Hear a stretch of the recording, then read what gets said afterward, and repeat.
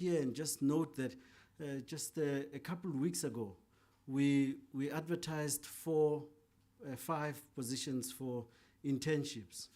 And by last count, we had over 5,000 applications for internship positions.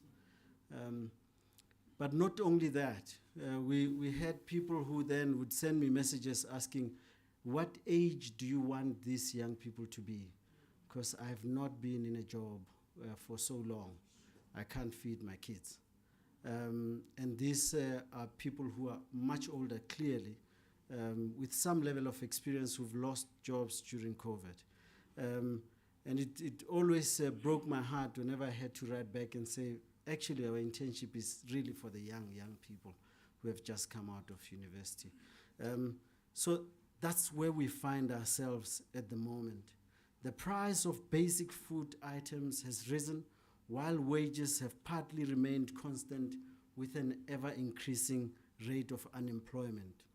And our service delivery challenges have been exacerbated by so much that one celebrates just having uninterrupted power for more than 4 hours in a day. We have normalized the abnormal. And if the shutdown has shown us anything, is that we are capable. We can, but we have to always be forced to rise to the occasion because there's a crisis.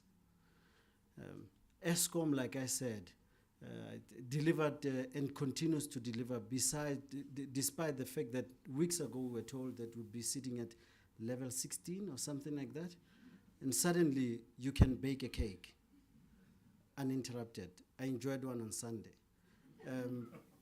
Because now you can even say things like, no ESCOM formed against you shall prosper. And that's where we find ourselves, where security, just feeling safe, is abnormal to just be able to just say, I'm feeling safe. But that Monday, we felt safe. I drove from home from Klerksdorp, from Kuma, Kochai, and as I was driving back, I passed over 100 police cars that were driving back to Joburg city center. It tells you the state is capable. It can, but it needs to be pushed to be the one that delivers. Similarly, citizens can be disciplined, as has been proven again by Monday, that the citizens were disciplined because they can be disciplined at the time when they need to rise to the occasion. Last anecdote is in the audience we have someone from the US who moved everything from the US to move to South Africa. I can't see her, so but she is sitting here somewhere, not Alice Brown, but somebody else. Alice has been here for over 20 years, so she doesn't count. The one who counts is where's Veronica? Veronica Very, who's sitting at the back there. She and her husband moved to South Africa, moved all operations that they have because they believe in South Africa. And now they bought a property here, they moved their business here, and people believe in us, we just don't believe in ourselves enough that we can rise to the occasion. Against this backdrop, I want to share with you the genesis of today's dialogue. At our board retreat, towards the end of last year, the board and management of the foundation were grappling with the question of what does this moment call for? What is this moment? And out of that, we asked ourselves, what do we need to do as the board and management to ensure that we continue with it? This was driven by one of our board committee members, Dr. Mbongiseni Buthelezi. We realized that not only were we grappling with this question, but that other people and other organizations were also grappling with this important question. And when important questions like this arise, it's important that, as uncomfortable as it is, that we dedicate time and energy to answering that question so that our work actually addresses important issues of society. In the context of high and persistent levels of poverty and inequality, the foundation is conscious that convening people without strategic intent can be considered idle chatter, and that action for action's sake can be futile. In recent years, the foundation has seen firsthand how deliberative dialogue can spur action and create change. What is needed is a balance between reflection and action when pursuing dialogue, as the absence of this duality can give rise to displays of futility. This dialogue is part of a series of dialogues under the auspices of the Critical Dialogue series. This series is framed around the central question of how do we grow and thrive together. This series will aim to create a space for thought leadership which encompasses the sharing of expertise, insights, and experience, which is aimed at creating change, inspiring action, stimulating reflection, and spurring on fresh perspectives in order to build that future that we dream of. As we commemorate the 10th year of Madiba's passing, we also remember his close friend and confidant, the late Ntate Ahmed Kathrada, who passed on actually today. We are with his family at this moment. We couldn't be physically at his graveside because they are marking that moment at the same time as we are sitting here. So may our thoughts be with them together. Madiba spoke of how their friendship was a great resource to him in good and bad times. The two of them used to refer to each other as Mandela, which means old man, which signified mutual respect and also trust, and that their comradeship was everlasting. I want to reflect on one moment, and I'll leave you with this thought that I had the honor of being in the presence of three people at the same time, who were the only surviving Rivonia trialists. It was Mr. K, and Tate Andrew Mlangeni, and Tate Dennis Goldberg. The three of them, as they were meeting each other, they hadn't seen each other for a while. They started off just checking on their aches and pains. My hip replacement happened last week, and I can't play golf today. Last week I played. And then I asked the question, if you are so ached and pained, why are you still running?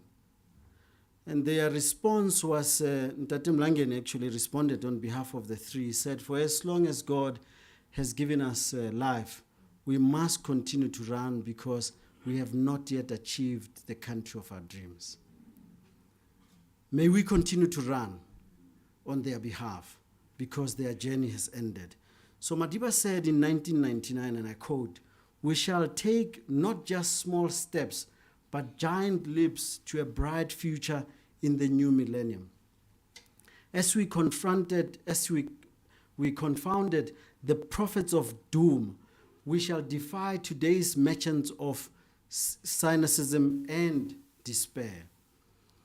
Close quote. While there are many challenges, we must also defy today's merchants of cynicism and despair, because there are people who thrive and prosper in our despair. We must remember that at such times as today, having hope is radical, and that acting on that hope is what we should strive to do. With those few words, I want to welcome you to the Nelson Mandela Foundation and ask that we introspect, reflect, and be inspired, inspire each other to help build the country that Madiba left us with and that he dreamed of. Thank you.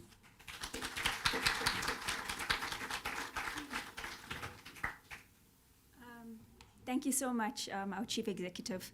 Now that you've all been properly introduced, and before I outline the structure of today, I just want to make a few announcements. If I can please ask, there are people still joining us. If the people on the sides, you could please move to the middle, that would be greatly appreciated. Tlantla, I'm looking at you. If you can hop down, I'd appreciate that. Just to make it easier for people to be able to join, especially from the left aisle. Two other announcements is that we do have an online audience, so if you can also please be mindful of the camera as you transition in and out of the room. And then lastly, if you can please all put your phones on silent, that would be greatly appreciated. I'll just give you a minute to transition. You can, okay, great. Thank you so much.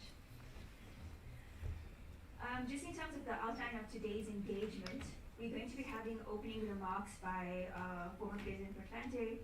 Then we are going to be having a 45-minute panel discussion and 70 minutes engagement. And the reason why we structured it that way is to allow quite a lot of time for conversation and engagement. Often we come to these things and there isn't enough time for discussion. So we're hoping that that structure will really facilitate that. Also what happens when we come to these engagements is that we come and go without meeting anyone new or talking to anyone new. So to try to facilitate that, because as part of dialoguing, human connection is quite central to that. So if you can indulge me for 2 minutes, if you can, whether it's the person next to you, behind you, in front of you, the only condition is that you mustn't know that person. If you can please introduce yourself and maybe ask each other, what do you think this moment was for? I'm going to give you 2 minutes for that.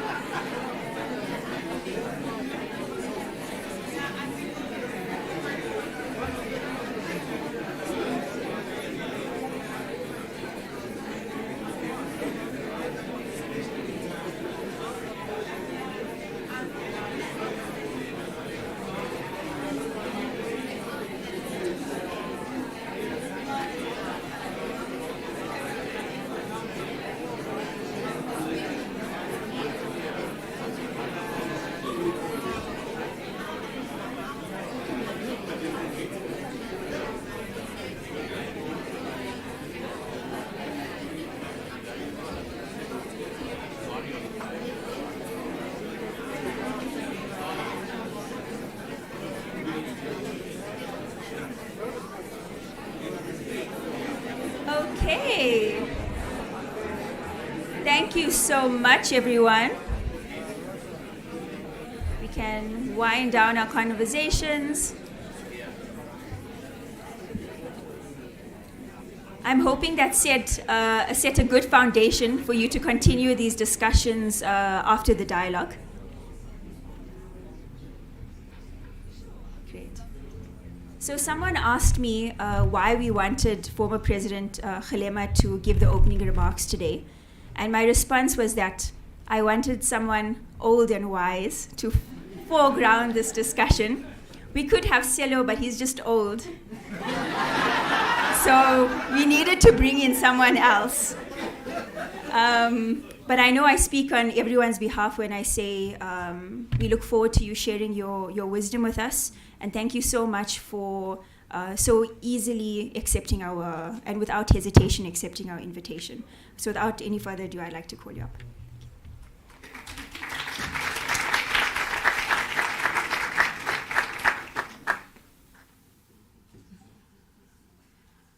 Thank you very much, Sumaya.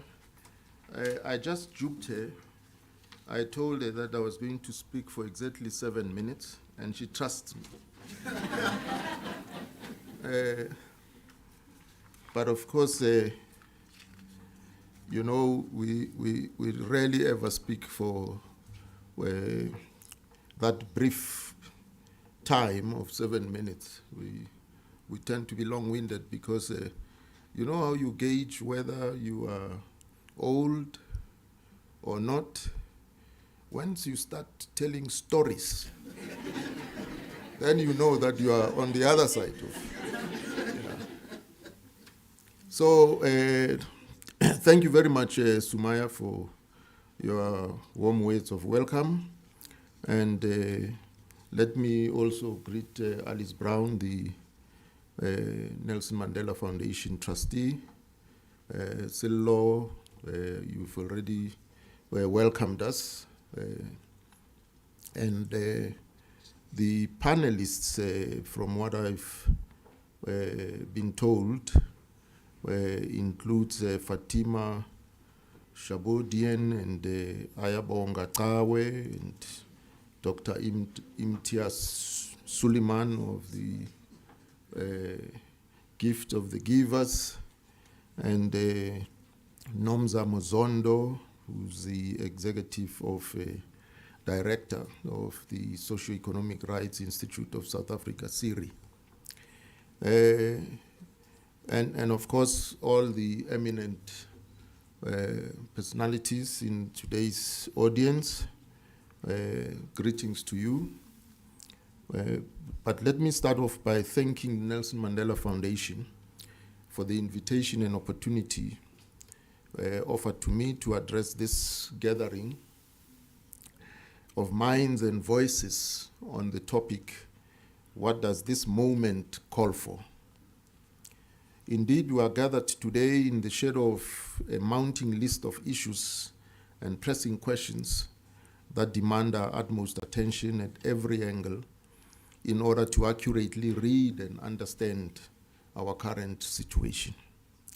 These dialogue series, as the briefing note states, take place against a backdrop of multi-layered and compounding crises, developments and events which throw the underpinnings of our institutions, as well as the architecture of politics and the socio-economic system, into a state of flux. The invitation from the organizers or conveners of this gathering framed the topic that I'm asked to address by giving the following background. And I want to quote their exact words because, in a sense, it sums up where we are today. And therefore, the question of what this moment calls for can only be formulated against this backdrop. So let me quote what they say.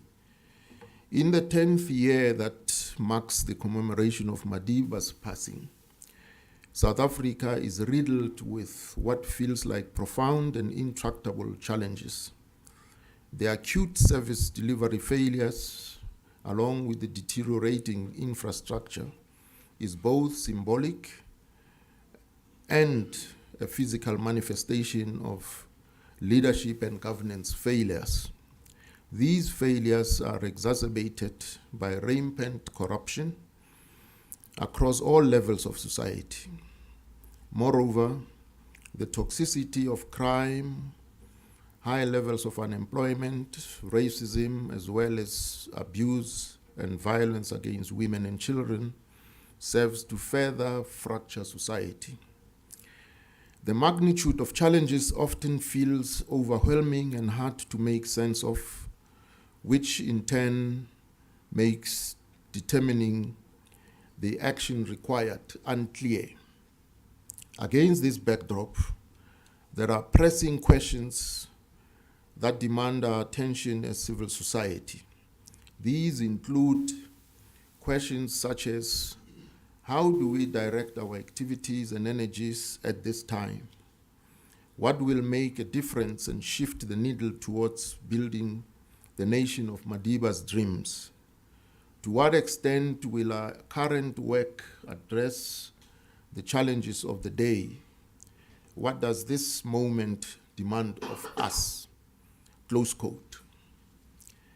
This simple description of our current context not only provides a powerful source to breathe life into the preamble and the constitution of our republic, but also a particular resource to rethink the links between politics and implementation.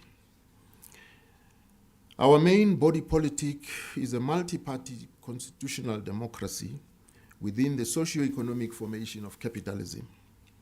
The state consists of three arms, as we know: parliament, the executive, and the judiciary, supported by Chapter 9 institutions. In addition, we have a number of agencies, as well as NEDLEC, which is made up of 4 chambers: government, organized labor, organized business, and civil society. NEDLEC has been seized with the discussions around the important matter of crafting the basis for a social compact. Some scholars, researchers, writers, political commentators, donor organizations, governments tend to refer to all NGOs as civil society, whereas others refer to the golden triangle of government, business, and trade unions as the establishment, and see all other formations as civil society, including community-based organizations, religious and faith-based organizations, issue-based organizations, and traditional fellowships. Through the latter categorization, one may generate a deeper appreciation of civil society as a pivotal key contributor in advancing and safeguarding the interests of the underclasses and the weaker sections of our society.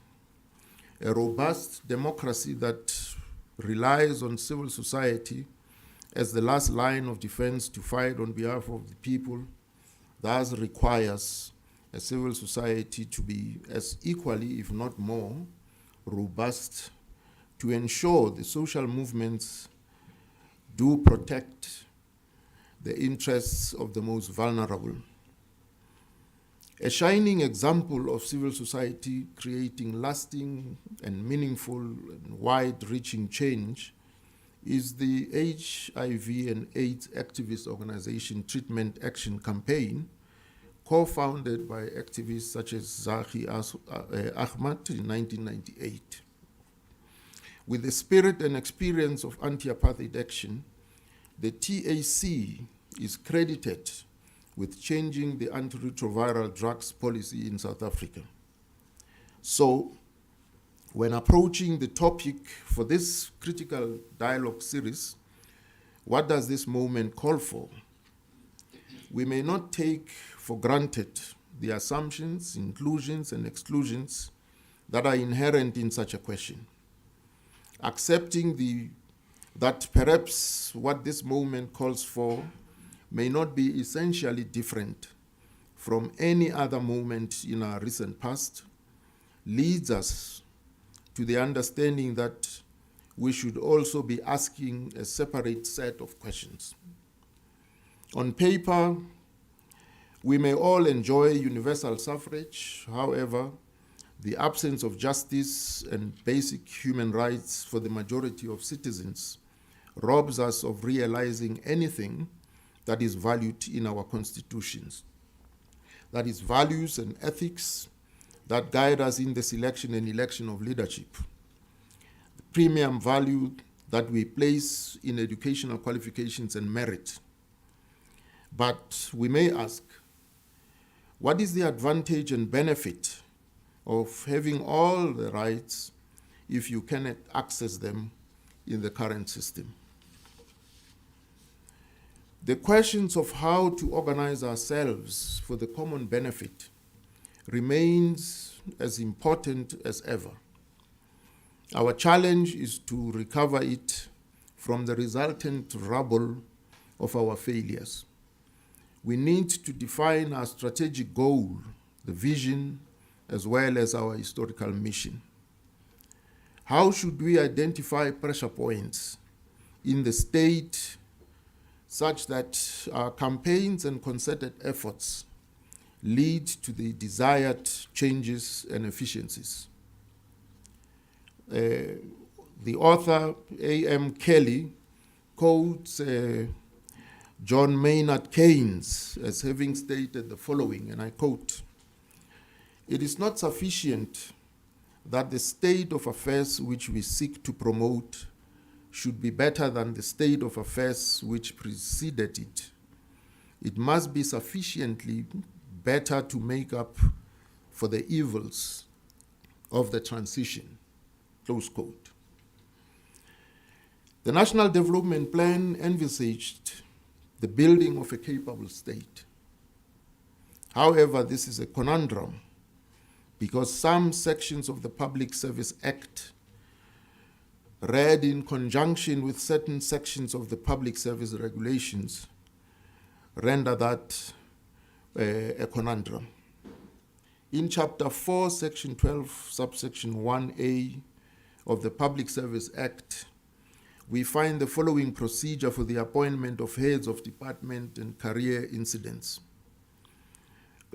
Quote, "The appointment and other career incidents of the heads of department and government component shall be dealt with in the case of a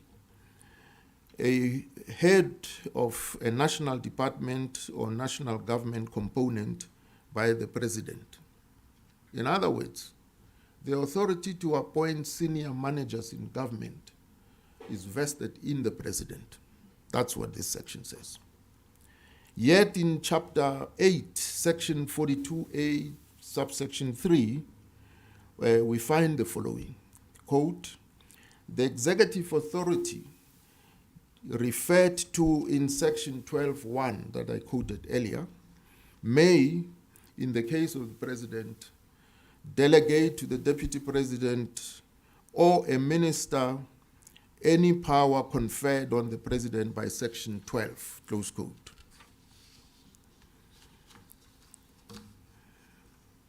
Whereas in Chapter 4, Part 4, Section 67, Subsection 2 of the Public Service Regulations, under the subheading Selection, and I quote, "A selection committee constituted for the appointment of a head of national department or national government component shall be chaired by the executive authority responsible for the portfolio in which the vacancy exists and include at least two other executive authorities of national department and a national head of department.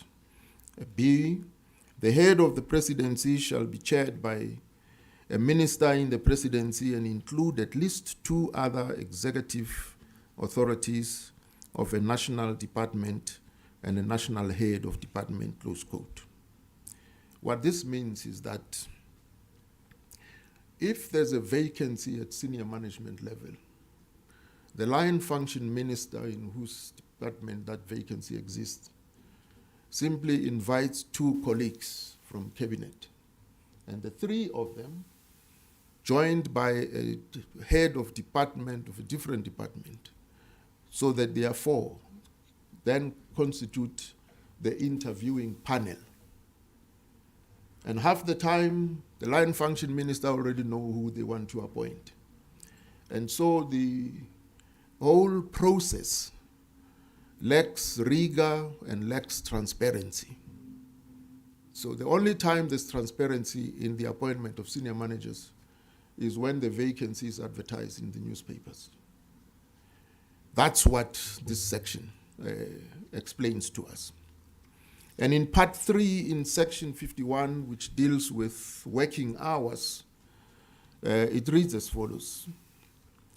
Subject to any collective agreements in the Code of Good Practice on Arrangement of Working Time issued in terms of Section 87 of the Basic Conditions of Employment Act 1997, a head of department shall determine A, the work week and daily hours of work for employees. B, the opening and closing times of places of work of the department, taking into account the following. 1, the needs of the public with due regard to the department's service delivery improvement plan. And 2, the needs and circumstances of employees, including family obligations and transport arrangements, close quote. So what this section indicates is that it's common that we'll assume what we're talking about is the union buildings. So what it means is that someone who works at the union buildings at senior management level, director general, chief director, and so on, and who lives in the southern suburbs of Johannesburg, leaves home early in order to be ahead of traffic to Pretoria, and arrives at the office when no one else is there. And of course, in the afternoon, they leave the office early in order to once again beat the traffic going south. So basically, there can be no efficient teamwork because if people arrive as and when at work, then you have no teamwork. And hence, that speaks to the efficiency. And sometimes the general public complains that you get to an office and instead of receiving service, the people behind the counter are all armed with floss. They are flossing their teeth because they've just had a meal. And so this section deals really with why the state is not as efficient as we expect it to be. So, to achieve capability throughout the 3 tiers of the state, we need a campaign for the executive authority in Chapter 4, Section 12(1) of the Public Service Act to be delegated to the Public Service Commission, with the understanding that the Public Service Commission will not itself act as an interviewing panel, but will instead put together an ad hoc panel for each vacancy of experts and practitioners in the field where a vacancy exists.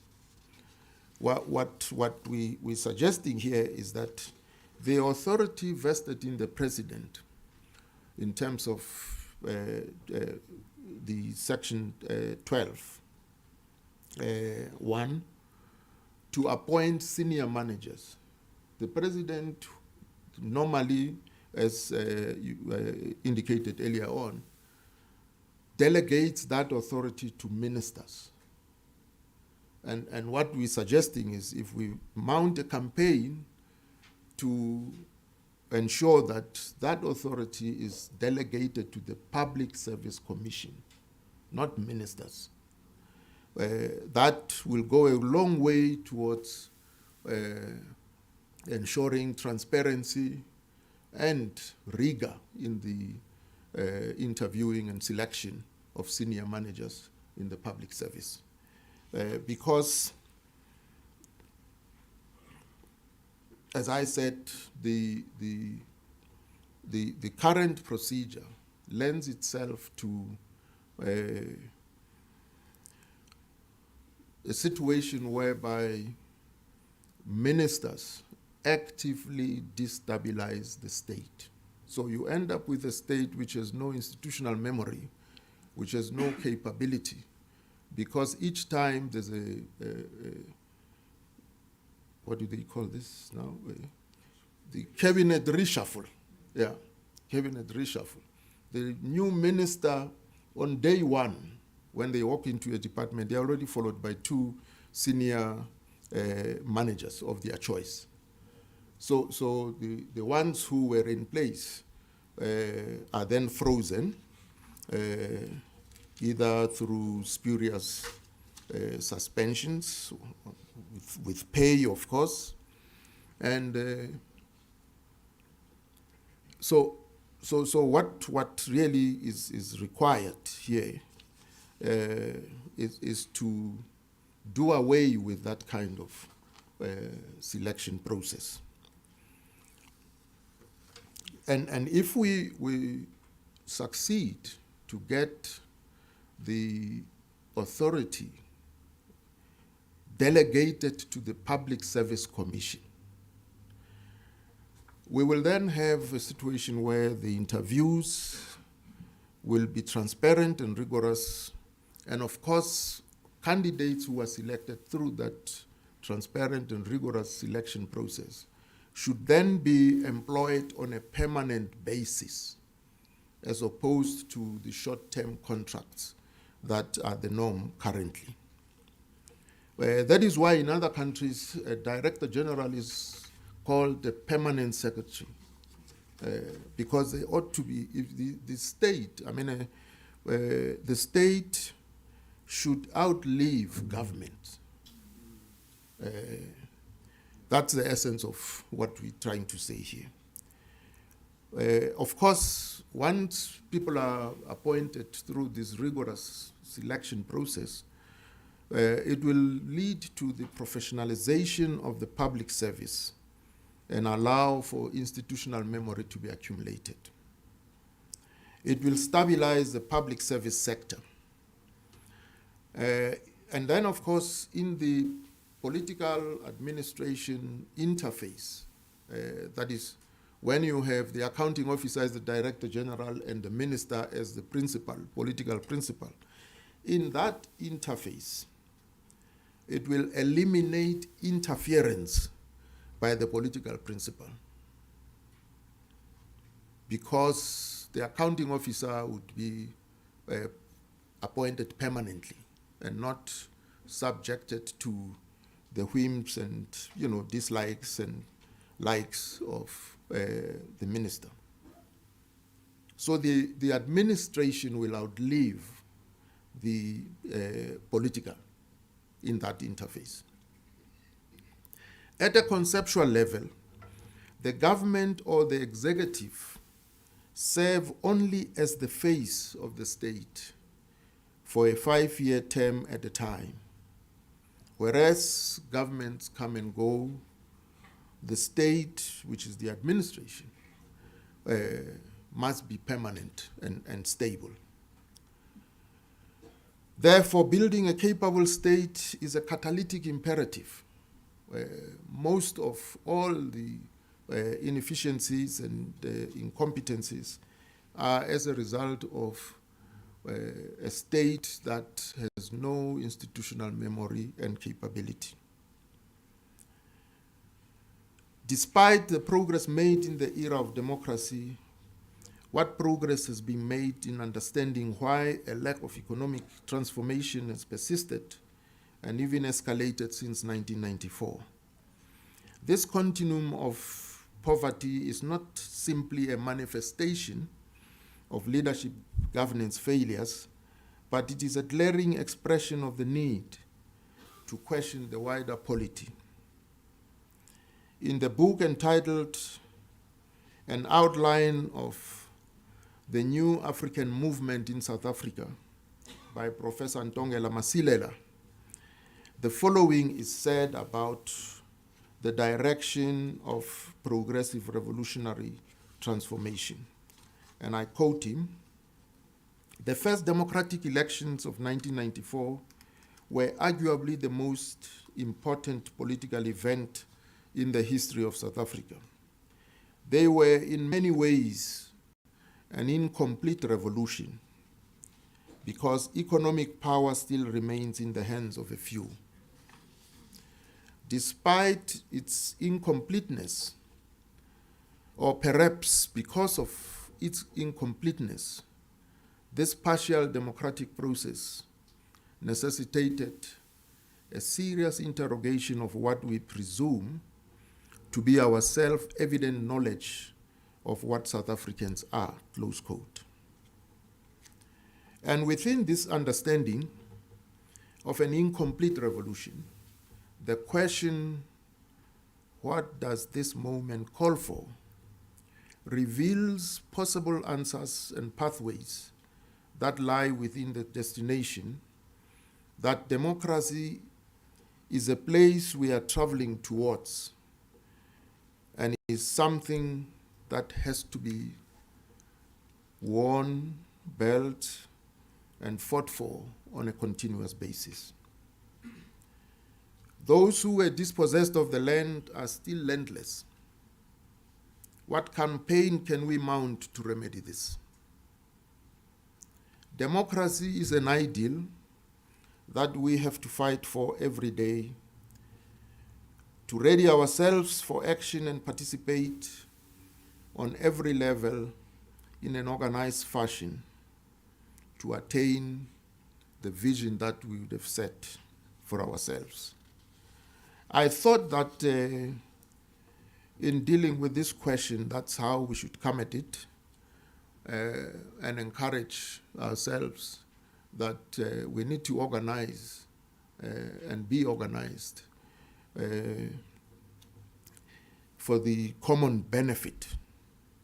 Now, we all are familiar with how we are organized today. As I said, you find organized labor, trade unions, in trade union parlance, once you accept to bargain collectively and be associated with fellow workers, you do so because you'd have gained trade union consciousness. Because in the olden days, where employers, would say to each worker, when the pay was in a form of an envelope, a sealed envelope, so the money is in the sealed envelope, and each worker is given his pay or wage. And the employer generally says to each one of them, you must not tell the others how much you earn because you earn more than them. They'll get jealous. And each worker literally hides the envelope and only opens it in his total privacy at home.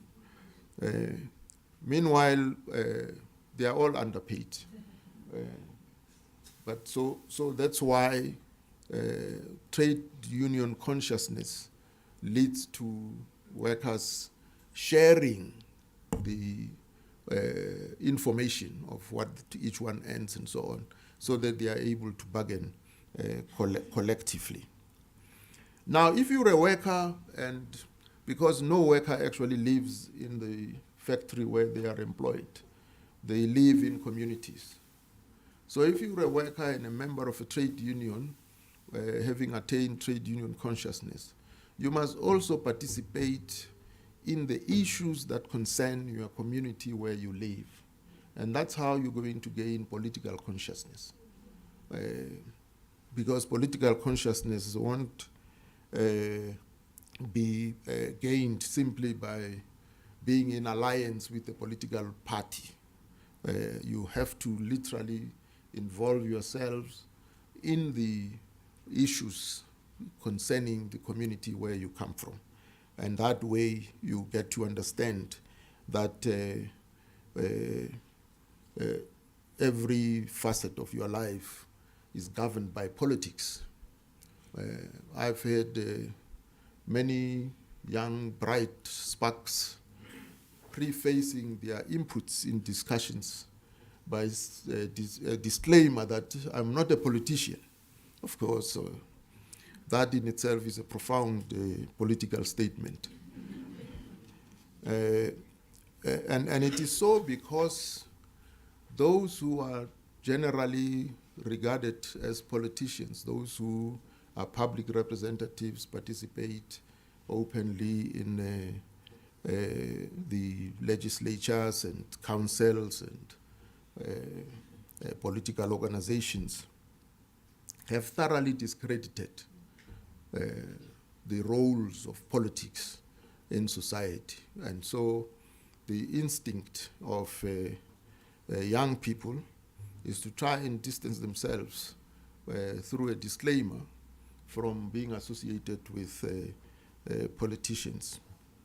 Many years ago, in one of the South African newspapers, there was a cartoonist who depicts a reception area of an office. And in this reception area, seated there, where people wait, to be attended to. So seated there were two pigs with their snouts up in the air, visibly very angry. And they said they were there to complain against a known politician who referred to a rival as a pig. And the pigs were very, very hurt that their good name was being used to describe a despicable human being. Thank you very much for your attention.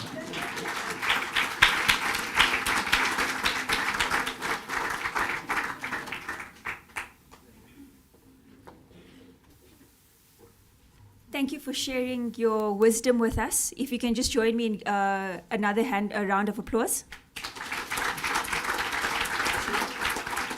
There's two seats in front. There's a seat there.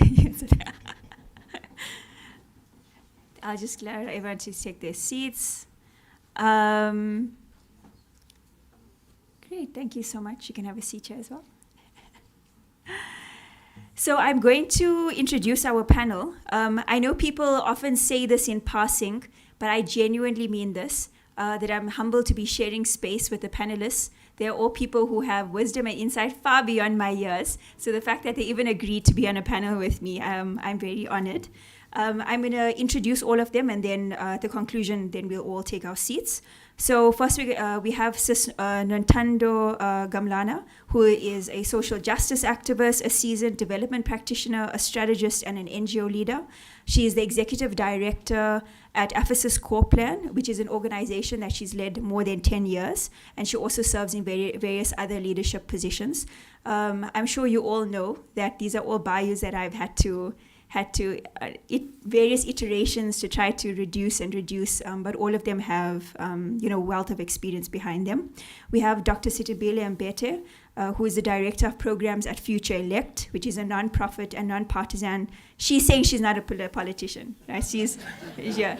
Which is a non-partisan political training program for emerging public leaders in Southern Africa. She's also a senior lecturer in the Department of Politics at the University of Pretoria, where she teaches international relations and South African politics. We also have Ugogo Obri Machitri, who is a renowned political analyst. He's a Sangoma and a founder of IKS Home for Spiritual Reflection. He has written several book chapters, policy briefs, and research papers, and writes for publications in South Africa as well as abroad. And he is currently working on a book on his spiritual journey with a focus on the relationship between spirituality as the politics of everything. And lastly, but certainly not least, we have Professor Tsepo Madangozi, who is the director of CALS, which is the Center for Applied Legal Studies at the University of Witwatersrand, where he's also an associate professor at the School of Law.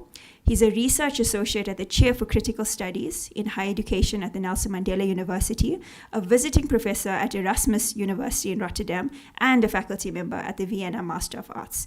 If I can please kindly call up our panelists to take a seat with me.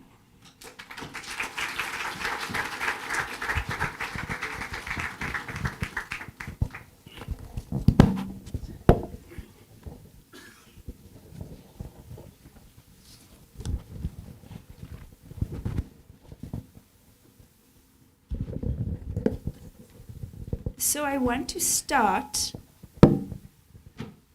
by asking the question, rather answering the question directly, because what this moment calls for, and by asking this question, assumes that there's something that needs to be changed, or rather a set of changes that need to transpire.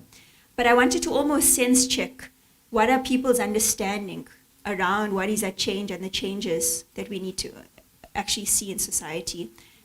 So I wanted to open up the floor on that. Sitimbile, if I could start with you. How, Sumaya? I thought we were friends. Sure. So I can tell you what the change doesn't need, what our problems are not. We don't have a problem of money. There's enough money in this country. We don't necessarily have a problem of laws and policies. I mean, we've got lots of those, and many of them, world class. We also don't have a problem of talent. There are millions of hugely talented, bright, capable people in this country. What we do have is a problem of politics, where our politics, our political culture, is incapable of yielding productive and developmental results. And what that's led to is people who are bright, capable, ethical, checking out of politics and ceding the political space to those amongst us that are criminal, unethical, corrupt. And so what we need in this moment is some way of, and this word has been so bastardized, but I'm going to use it anyway, of recapturing the space, right? The political space, to be used for the correct purposes for the country as a whole. Tsepo, if I could come to you on this one. Thank you, and good morning, Tate Mklante, good morning, Tate Selo. So for me, I want to start by taking advantage of what Tate Selo said, that this is a space for critical dialogue. So I'm very concerned that, when we talk about this moment and when we lament this moment, we use words like recapturing, saving South Africa, saving democracy. But as Tate Mklante rightly said, for the majority of people, there has been an absence of justice since 1994. So when we say we need to save South Africa, who are we saving it for? Right? When we say you need to reclaim democracy or save democracy, who are we doing that for? And of course, it's obvious that we are all concerned about this moment because it is this moment when, for the first time, the middle class is feeling the pinch. With state collapse, not collapsing, not collapsed, with load shedding or energy crisis, crime and so forth. But for the majority of the population, there's never been justice. So what this moment calls for is really big questions. It calls for us to question the foundations of 1994, whether 1994 really put us on a path of liberation, emancipation, and freedom for all. And I'm glad that we're having this conversation in this space with one of our fathers of the nation. That really, it's an incomplete revolution, both because there's not been an economic freedom, but also because our ways of seeing, our frameworks, I doubt whether there's been liberated or whether we are, and this is not too abstract, we'll come to the action later because Silo said we should talk about the actions. Whether we are still steeped in Western ways of seeing the world, or put differently, whether our analysis and our frameworks are still geared towards the elite and elite, stability and ways of doing the work. So for me, this moment is critical, it's a crossroad, but it's a crossroads that invites us to really ask the big questions about the foundations of 1994, about our ways of seeing the world, which is very much still very much colonized. We need to say that. And really about who, when we say we need to save South Africa, who are we saving it for? Gogo, I want to pick up something that Sepo had raised now. So if we use the lens of emancipation versus liberation in the context of 94 to say that, so if we define emancipation as the granting of legal rights, but liberation as something much broader than that, which was Sepo alluded to, around freeing people, the sense of freedom and autonomy. And so even though we had a liberation movement, what they delivered was emancipation and not liberation. And that lens is important because us as civil society, it means that if we, as part of our work, only are involved in the business of emancipation and focused on the individual, then that does not necessarily mean that we'll culminate into a liberated society. And so I just wanted to understand your lens of how do you understand the mission, or rather what could be the agenda for civil society in light of the change that we think we need to be seeing? Let me start by greeting you properly.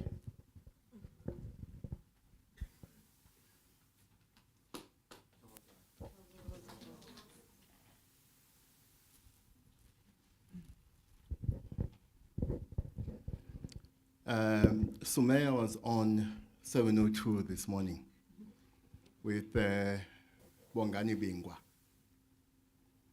Bongani Bingwa,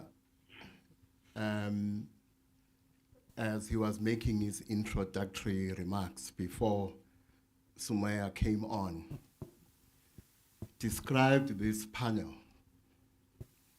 as people who are sober-minded. I'm not sure Tsepo fits that description from what I've heard. So, unlike Tsepo, I am not going to disappoint. I am going to be sober-minded. So, unlike Tsepo, I'm not going to be radical. I'm going to be moderate in my response.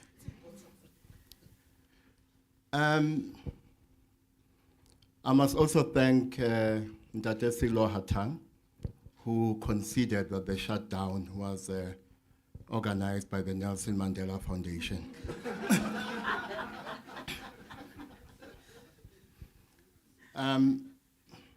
Let me start with the greeting.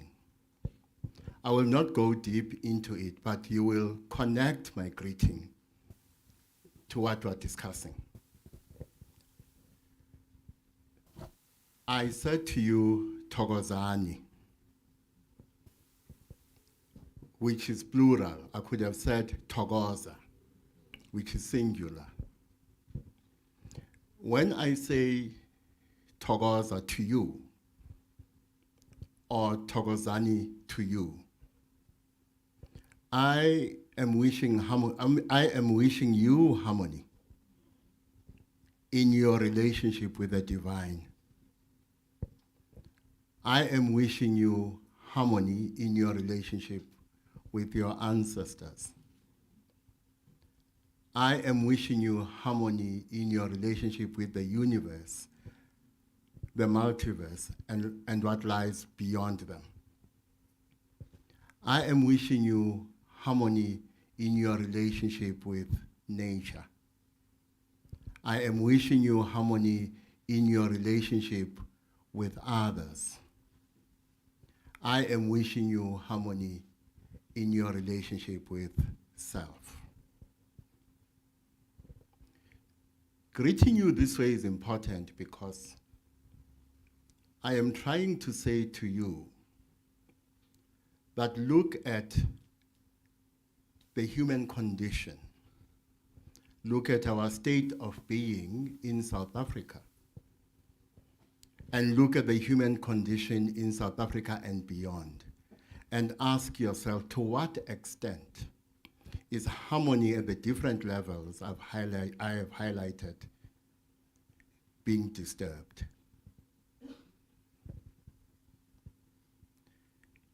Now, we ask the question, what does this moment call for? The first question for me is, what is this moment? Is it a single moment? Is it a moment embedded within other moments? Or are other moments embedded in it? Is it a moment that is connected to other moments? Moments outside South Africa as our reality? Is it a moment, for instance, connected to what is happening in France today? And the reasons for why what is happening in France today is happening? Is it a moment that is connected to what happened in Germany yesterday?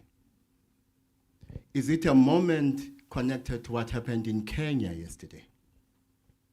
Is it a moment that is connected to what happened in Israel yesterday? In other words, is it a moment that connects us to other human moments outside the reality we call South Africa? And the reason I am situating the answer is this way is because, and here I'm about to blame someone, it's not my fault. There's a young lady here I was talking to, she and her friend, before we started. Her name is Sandra, there she is over there. I think she said her surname is Mama. She posed a challenge. She says, we seldom go deep. We do this surface level analysis when we are in these forums. And she challenged me and said she hopes that today we will go deeper than we usually do when we have these conversations. I aim to comply, which means I may not comply, Sumaya, with the brief you have given us. When I think of the struggle for liberation, for instance, I say to myself, first of all, this was not a struggle for democracy. This was a struggle for freedom. Democracy is the means, or one of the means by which that freedom must be achieved.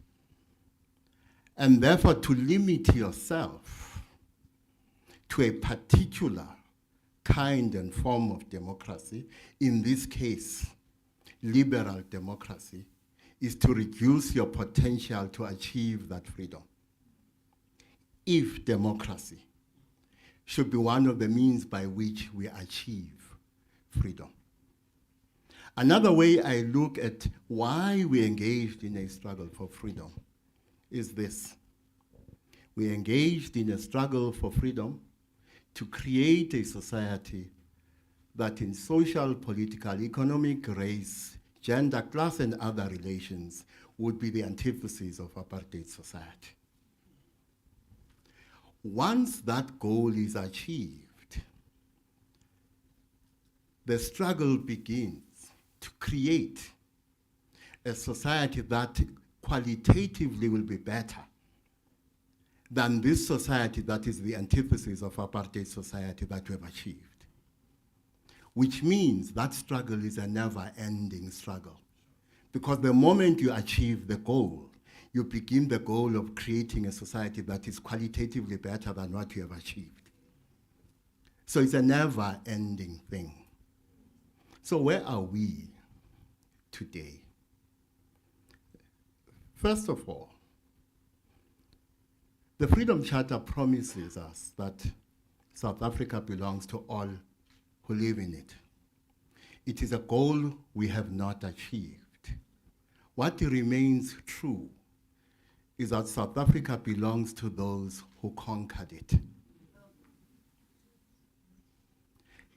those who conquered it are a numerical minority that has become a cultural majority, whose ways of being, whose ways of seeing, whose ways of doing are the dominant reality in our so-called post-apartheid setting. And that dominant reality manifests in another way. It manifests as another dominant reality, the dominant reality of whiteness as a way of seeing, as I said, as a way of being, as a way of doing, and so on. And if you reduce it to the promise that is made in the Freedom Charter, South Africa still belongs to those who conquered it.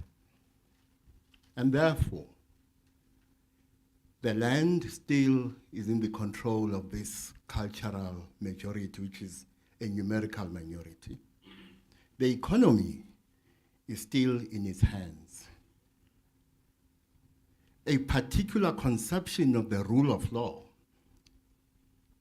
is controlled by them, together with the institutions that exist to prop it up. What must happen for that to change is that this cultural majority, which is a numerical minority, must become magnanimous. In other words, white magnanimity must kick in to loosen its control over the land, the economy, and this particular conception of the rule of law. The alternative is twofold: either a future of peaceful non-reconciliation or a future of non-reconciliation that is not peaceful. That's the alternative. What does this moment call for? Let me just take a minute to look at that. One, it calls for us to free ourselves, for instance, from the no. Tsepo correctly talks about how there's many a false consensus in our post-apartheid reality. For us to interrogate that, we need to free ourselves from the no. Another thing that needs to happen, we need to accept that ours is not a post-apartheid state. It is a neo-apartheid state. And the neo-apartheid state is a weak state. It is a state that is more loyal to the interests of global capital and domestic capital than it is to the interests of the people of this country. It is a neo-apartheid state, and it is a weak state. South Africa is a country in a deep political, social, and economic crisis. This crisis is going to deepen even further in the foreseeable future. But the political crisis, we mischaracterize it in many ways. We talk about fake concepts like state capture and things like that. But we reduce what is a generalized political crisis in the country to a crisis in a single party, the ANC. Whereas ours is a much deeper political crisis, and it is generalized. Because we are going through this deep crisis, we have become susceptible to the imposition of policy and other measures from outside. And we have become internally susceptible to populism. If you don't mind, I will end with a dream I had about Nelson Mandela, just after he passed on. But before I do that, I want you to look at this. Another way in which you characterize South Africa and the world is that the darkness is on the rise. Now you have a choice.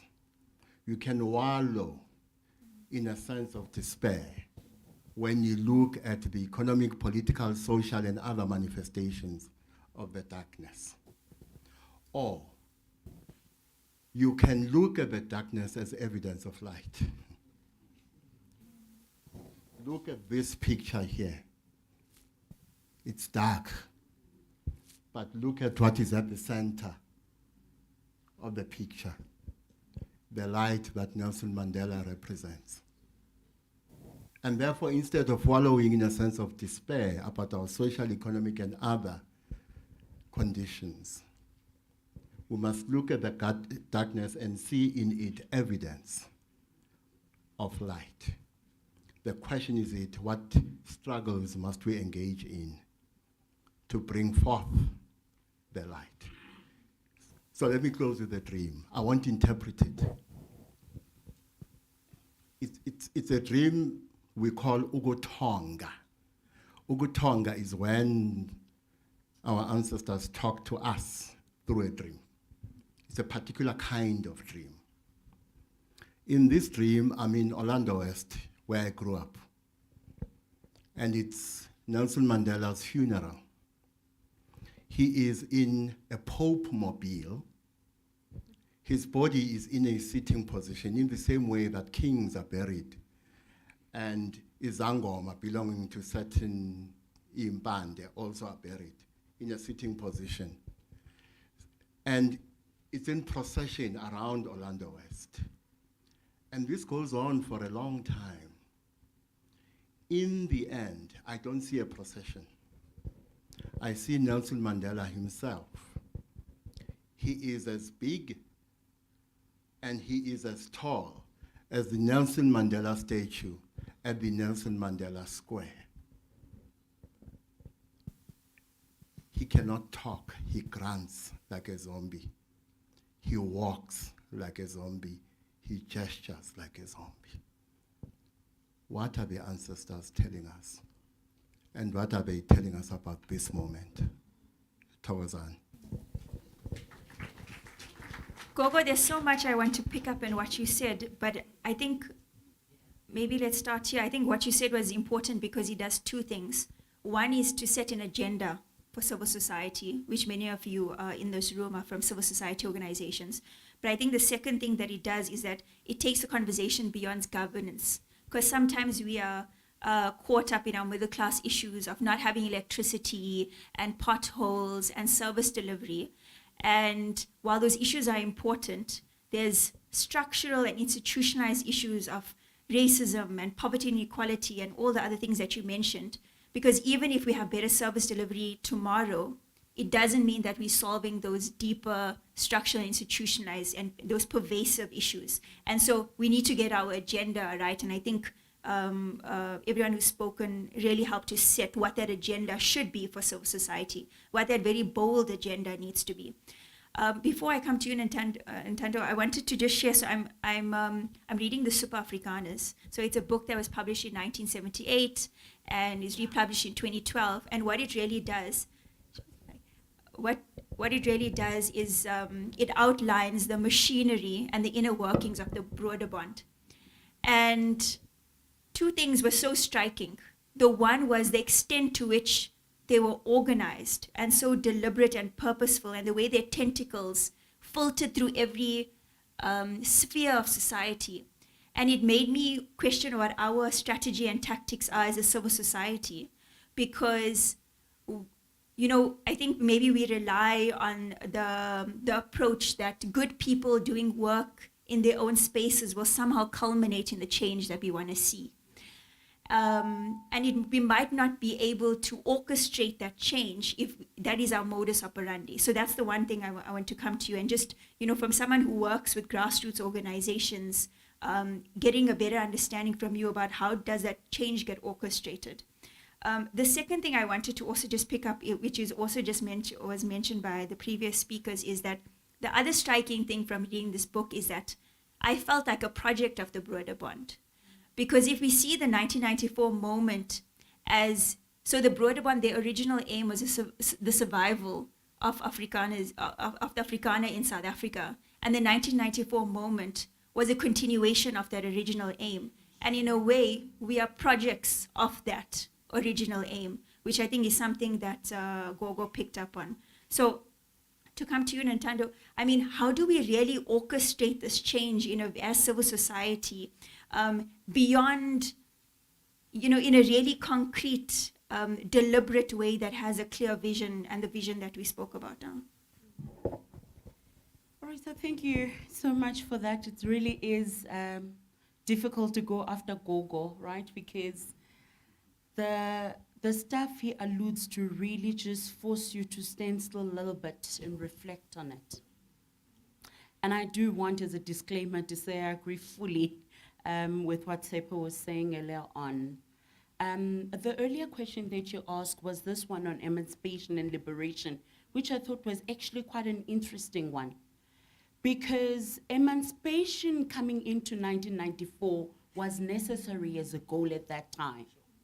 However, the idea and the ideal was that we will step into 1994 and collectively have a conversation about the vision of transformation that we therefore wanted, and that which we would collectively pursue. We have not done that. And I think we had all assumed, and we've made quite a lot of false assumptions that are now catching up with us, and one of which was that the National Development Planning process was that moment that would craft for us that vision for transformation that would rally all of society towards a common goal. And what the National Development Planning Commission was able to do, and do so well for us, was to articulate the crisis, and that there was a diagnostic, that they did the diagnosis of what was wrong pretty well. And they posed it to us as a mirror of all the things that were going wrong. But what the process fell short of was to mobilize all of society towards the definition and the articulation of what the vision of South Africa we all wanted, and all wanted to plug into. A 50 years of South Africa type thing. A kind of thing that would say, yes, we're in a crisis now, but we all see where we're going. We may be in a crisis now, but we see how civil society, how business, how political parties, how small, big, and the big decisions that we're making now, how they all are rallying all of us towards the attainment of that vision. We don't have that. In the absence of that, we are on autopilot. We are on a serious free flow. We all are making assumptions that somewhere there is somebody that holds the vision. And we are assuming that somewhere there exists somebody that's got our best interests at heart. There is none. It's each man for themselves. And in the absence of that, I repeat again, we're on autopilot. And so the first point of departure, I don't know, it must be in the Bible or somewhere, I read it, that where in the absence of a vision, the people perished. And I think we're on the perishing tract and trajectory right now. And so the first thing that we need is somehow, somewhat of a rallying societal vision. We need to envision together that thing that we needed to pursue post-1994. We all agree that we are yet to achieve liberation, that South Africa currently doesn't work very well for the poor, that we've largely privatized almost everything, from education to health, to security, to water, to electricity. And so we're in a country that's fast not going to work for the poor. And so I think for me, that's the first point of departure. Because what we have seen coming up to now is that even in civil society, even in our movement building and our energy, is more often than not reactionary. So we are reacting to all manner of crises all around us because all of them have been really urgent, right? So the energy crisis is urgent. The water crisis is urgent. The leadership crisis is urgent. The political crisis, the unemployment crisis, the poverty crisis, these are all urgent crises. And we almost are spiraling, catching our tail, responding to all of this. And we have not had the moment to step back and to build a platform for popular organizing that is in pursuit and in guard of a vision, because there is none. And so in the absence of that, we have no other alternative but to be reactionary and to try and put out the fires. And so the likelihood is that in the absence of that, we're going to continue to build, but also to build in ways that responds to the struggles as urgent as they emerge. And that, unfortunately, is how the energy, not only in civil society, but also in business, how we are spending our energy, and energy that we could be harnessing in nation-building ways. Smile, and I think I'll park it there. I mean, there's so much more that one could say about the capacity and the energy. And really, and I agree with Sikembile that our problem is not an innovation one, nor is it a people's one, nor is it a skills one. But our problem is one, a vision absence one, and a big societal leadership one.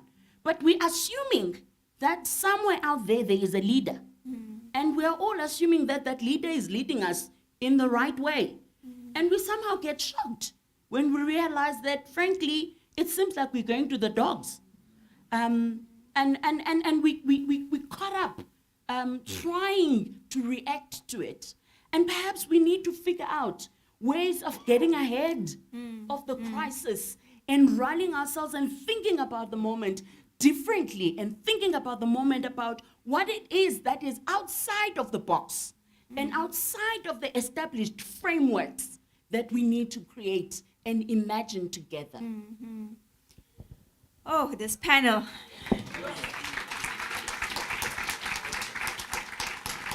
I think what you said was so important, because especially as civil society, we can find ourselves busy, but what are we busying ourselves with? Addressing the crisis of the day, or really putting our minds and our efforts to addressing those longer term issues. And to do that, we need spaces for reflection, which is why I think dialoguing is an important modus operandi to help us get us there. And hopefully the conversation that we're having now will help take us there. Before I bring even new questions into discussion, I just want to check whether there's so much that has been said. If any of the panelists want to respond to anything that any other panelists had said. Everyone's captured, but in a good way.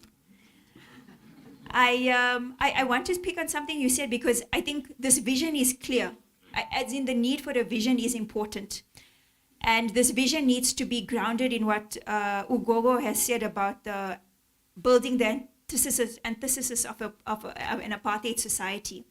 But I wondered, who are the drivers? We need the right drivers to take us there. And I wondered whether we as civil society, in the way that we are constituted, are the right drivers to help get us to where we need to go. Tsepo and Sitembile, I'm seeing you shaking heads, or I don't know if you want to come in on this.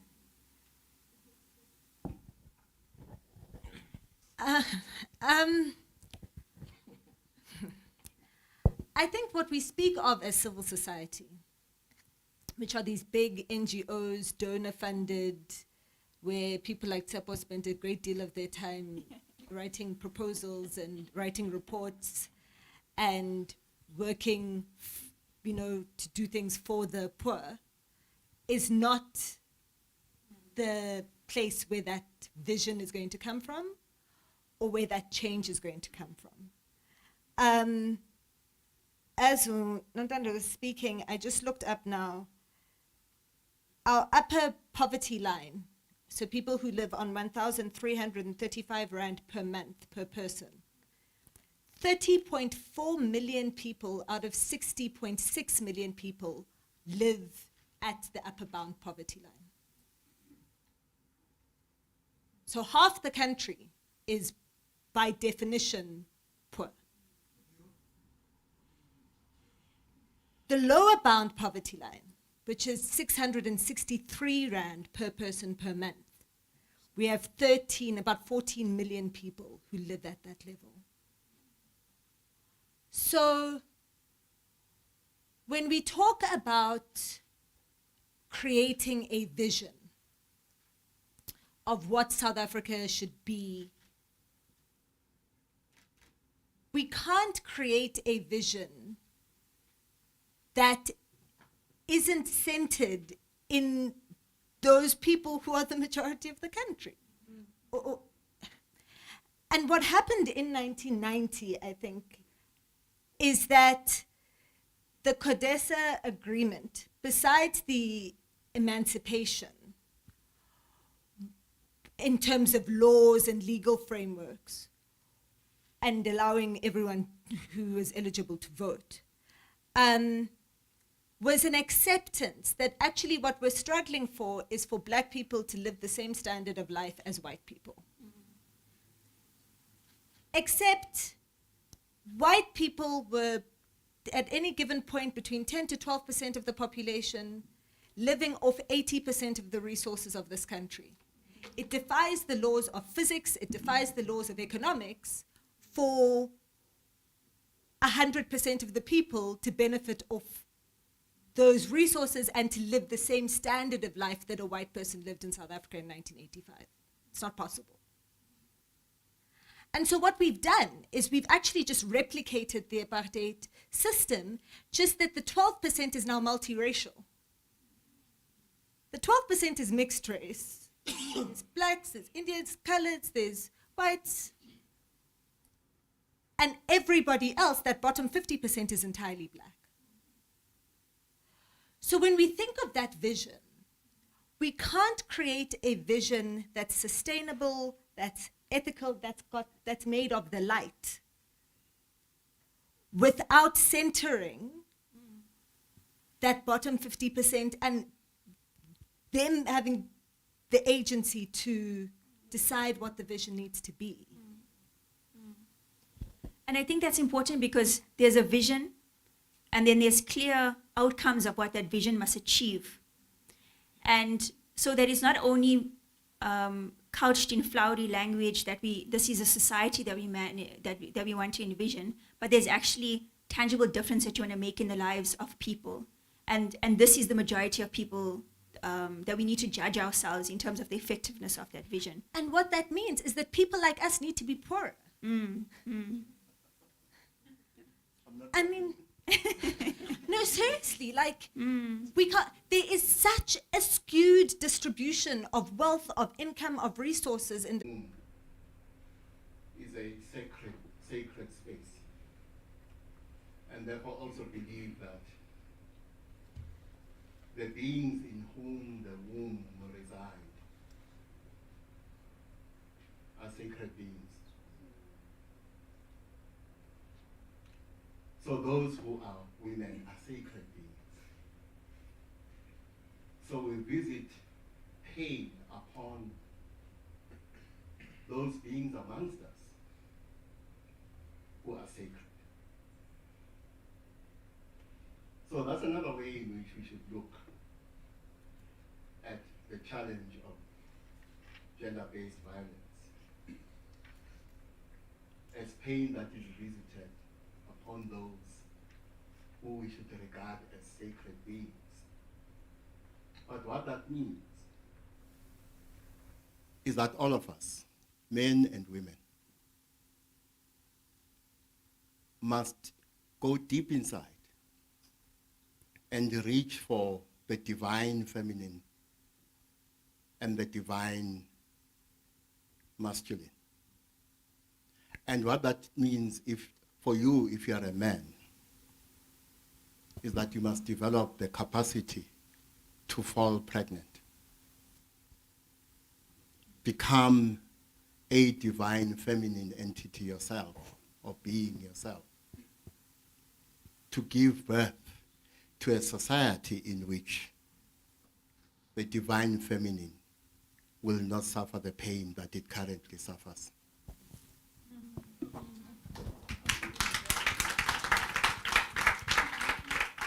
I'm going to pose one more question and open it up to the audience. So if you maybe just think in the meantime, if you have reflections or comments or any questions that you have.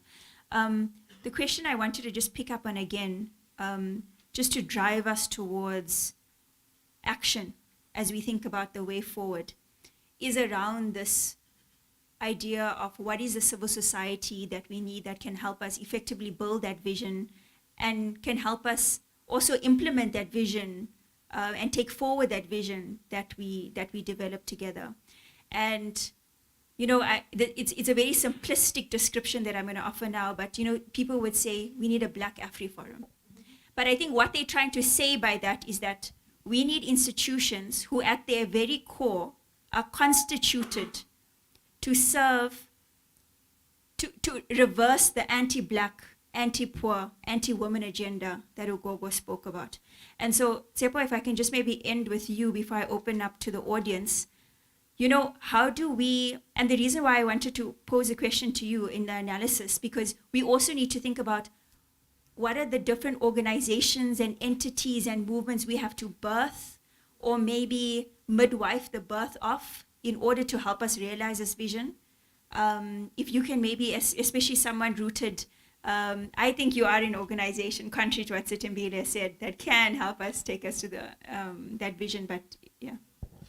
No, I mean, the first thing is to go back to what Dr. Mutlante said about what is civil society, There are a lot of organizations and formations that we live out when we talk about civil society.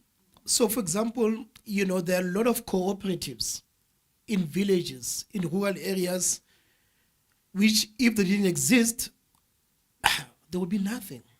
Stock fairs, there would be nothing without the burial societies, faith-based organizations, social movements that don't get any donor money, right? But that does do a lot of work. South Africa is paradoxical because we've got, the highest number of social protests in the world per capita. 2,000 social protests in a year. I mean, how many protests is that a day? Underreported, you only hear about them in the traffic news, Don't go this way, there's a protest. But communities are organizing and protesting. So, sometimes on Twitter we said, we are not angry enough. Hey, who are you talking about? People are organizing, people are getting shot at. People are mobilizing every day. So there is that happening, 2,000 social protests a day. Of course, sometimes, issue-based, corruption, water, electricity, and so forth. But there is that idea that we need to organize. The second thing that we need to say is, the way we have constituted civil society, is it both viable and radical? All of us are concerned about funding now. There's a funding crisis. So there's an existential crisis in civil society. Are we going to survive? Because funding is drying up. And of course, it was a mistake to always rely on philanthropy. And I must be careful here because some of my funders are here. But is donor-funded revolution possible? Is philanthropy-propelled revolution possible? Or is philanthropy a way of maintaining the status quo? So we need to critique that. We need to have an internal reflection as those of us who are donor-funded. The third thing that I want to say is that the most revolutionary period in the history of South Africa, of course, was the UDF moment in the 1980s, where you had over, by one count, 5,000 organizations belonging to this structure called UDF, youth organizations, women organizations, SRCs, up to the level of street committees that were organizing, that were saying, we don't recognize the apartheid state, we are going to self-govern. We're going to make the country ungovernable, but we're going to govern, right? based on principles of participatory democracy, based on an emancipatory vision of socialism. There was a vision, right? Why did we lose the UDF movement? What happened in 1994 when the ANC decided to demobilize UDF structures? Was that not a mistake, perhaps, right? So, of course, we shouldn't be nostalgic about the UDF, but there was something there, rooted in a clear vision, rooted in a clear praxis of, as I said, participatory governance, rooted in a notion that the people shall govern, right? So we've lost that. We've lost that. What we have now is that we operate in silos. I do my law work. Ted does, the professionalizing of the civic service and so forth. Some people do electoral reforms. Bulu corner there, silos. How do we constitute a assembly? This is a moment when we need a clear assembly, an assembly that brings together trade unions, civil society, so-called civil society, big business, of course. And NETLAC is not that forum. NETLAC has really failed to give us a social compact, because that's what we're needing. We said we have a constitution, we have a microeconomic policy, but we need a social compact where we'll have a clear vision as a society. And then the NPC, of course. We lack that social vision. Now, in the late 80s in Togo, West African, so they had this moment too.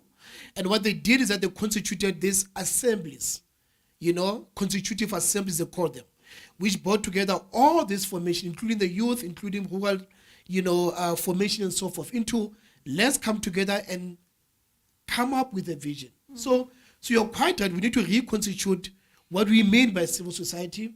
How do we operate? Who funds us? Can we do work without being funded? And a big concern that we don't have a left in South Africa anymore. That's a very scary notion. When, Dr. Mbete talks about, poverty, we don't have a left anymore. Trade unions are engaged in internal civil war. We have populism in other spaces. So is it possible to come out of this moment without a clear left formation? Or are we going to come up with a vision based on our liberal spaces that we have? So really, are there lessons to learn from UDF? Electoral reform is important because we need accountable, politicians that are people representatives, they're not party representatives. We need to professionalize the civil service, of course, and do all those things. But in the absence of a vision, in an absence of a liberation of the mind that you were talking about, we'll never get off neo-apartheid. Our solutions will be solutions that saves the status quo, but doesn't dismantle coloniality, neo-apartheid, and so forth. Thank you. Oh, I could be speaking to this panel all day, but I really want to give the opportunity to the audience, and I want the audience to see themselves as the fifth panelist, but also be mindful. I'm going to quote my dad here. He says that if you can't make your point in 2 minutes, you don't have a point to make. But we want to engage with you. I'll maybe take 3 or 4 at a time.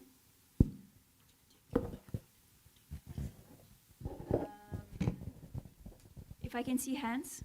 1, 2. Gender equity, no women's raising their hands, yeah? Okay, 3. Cool, I'll take the 3, and then 4 at the back. You can go ahead.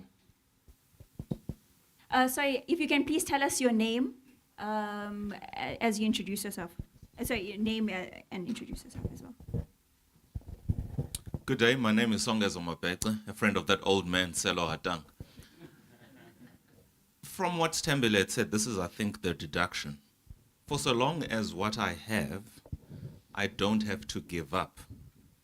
And for so long as I have the means to protect it, simply, I will. Apartheid was a brutal system that was ruthlessly enforced, out of which we cannot use democracy to correct its challenges. At some point, the ANC had close to 70% vote in parliament to make the aggressive and even radical demands and changes that were required to reach some semblance of respectability of a society, they did not. I propose to you, we almost need as ruthless a system using the institutions of state. We are not in a shortage of institutions to correct the system, the edifice of the society, to establish some form of dignity. Absent which, it becomes a matter of time where 30 million collectively agree they have nothing to lose, where then we all lose. The point is, let us not look at the white community as though they are the bastards of society. I am doing exactly the same thing that they are doing. I'm not giving up what I don't have to give up, and I will use what I can to protect it unless and until I cannot, or the system forces me to. It's that simple.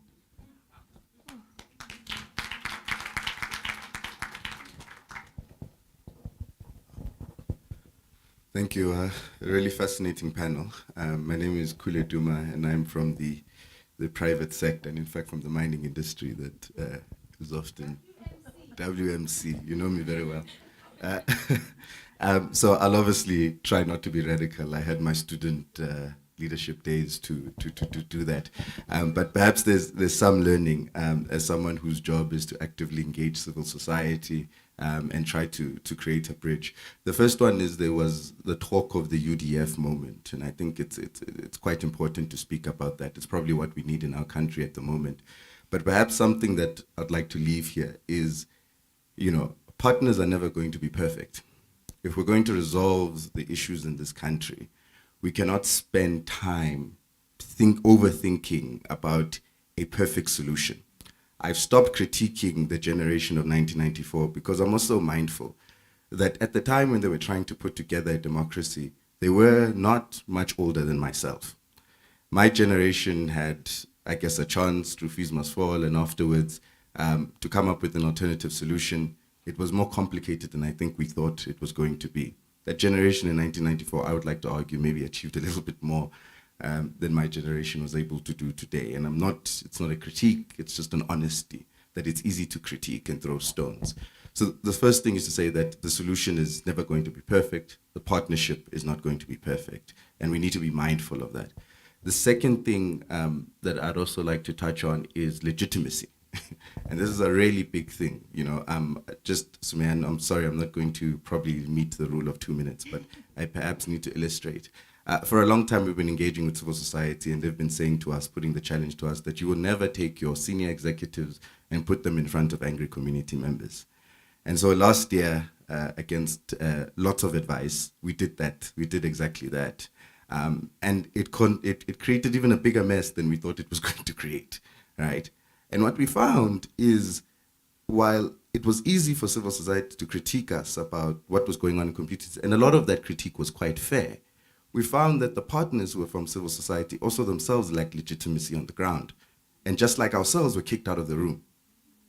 So there's a lot of work that we have to do about going back to people, humbling ourselves and reintroducing ourselves, instead of having inter-class conflicts about who's more revolutionary, who's more legitimate than the other. We are all, ladies and gentlemen, when that revolution that you speak about starts, we're all going to be targeted, whether white, black, pink, because ultimately we are that 12% that benefits from the 80%. Thank you. A good ambassador for WMC, though, you must agree. You can go ahead. Thank you. Hi, Kimera, also from private sector. I'm going to very deliberately couch my description as a public policy engagement practitioner, and that's because of what lobbying across the continent has enabled, both for state capture, vested interests, and on behalf of private sector. Tsepo, I have a question for you. You mentioned at the end this idea of the people's representative as opposed to a political representative, which I understood to mean party representative. And I'm interested for the panel in general what this idea of representation means. And I think it's a term we use loosely. Who gets to represent these voices, and what is that mandate or responsibility attendant to the idea of representation? Politicians have all but told us that they're quite happy to toe the party line in taking decisions and in deliberating and being consultative on our behalf. The second question is about the idea of silos, which I think came out quite strongly on this panel, and again to locate us with a continental agenda, what that looks like. Ugogo Machiki mentioned the protests that are happening in Kenya. These protests are happening in Lagos.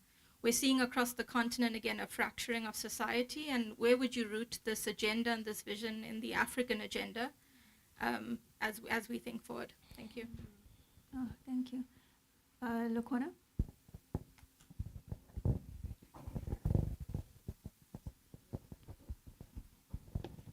2 minutes. I'll try. A very good morning, afternoon. Lukon Amgoni here. And I'm listening quite attentively. And we've done these talks so many times in the life of our democracy. And we don't shift the dial at all.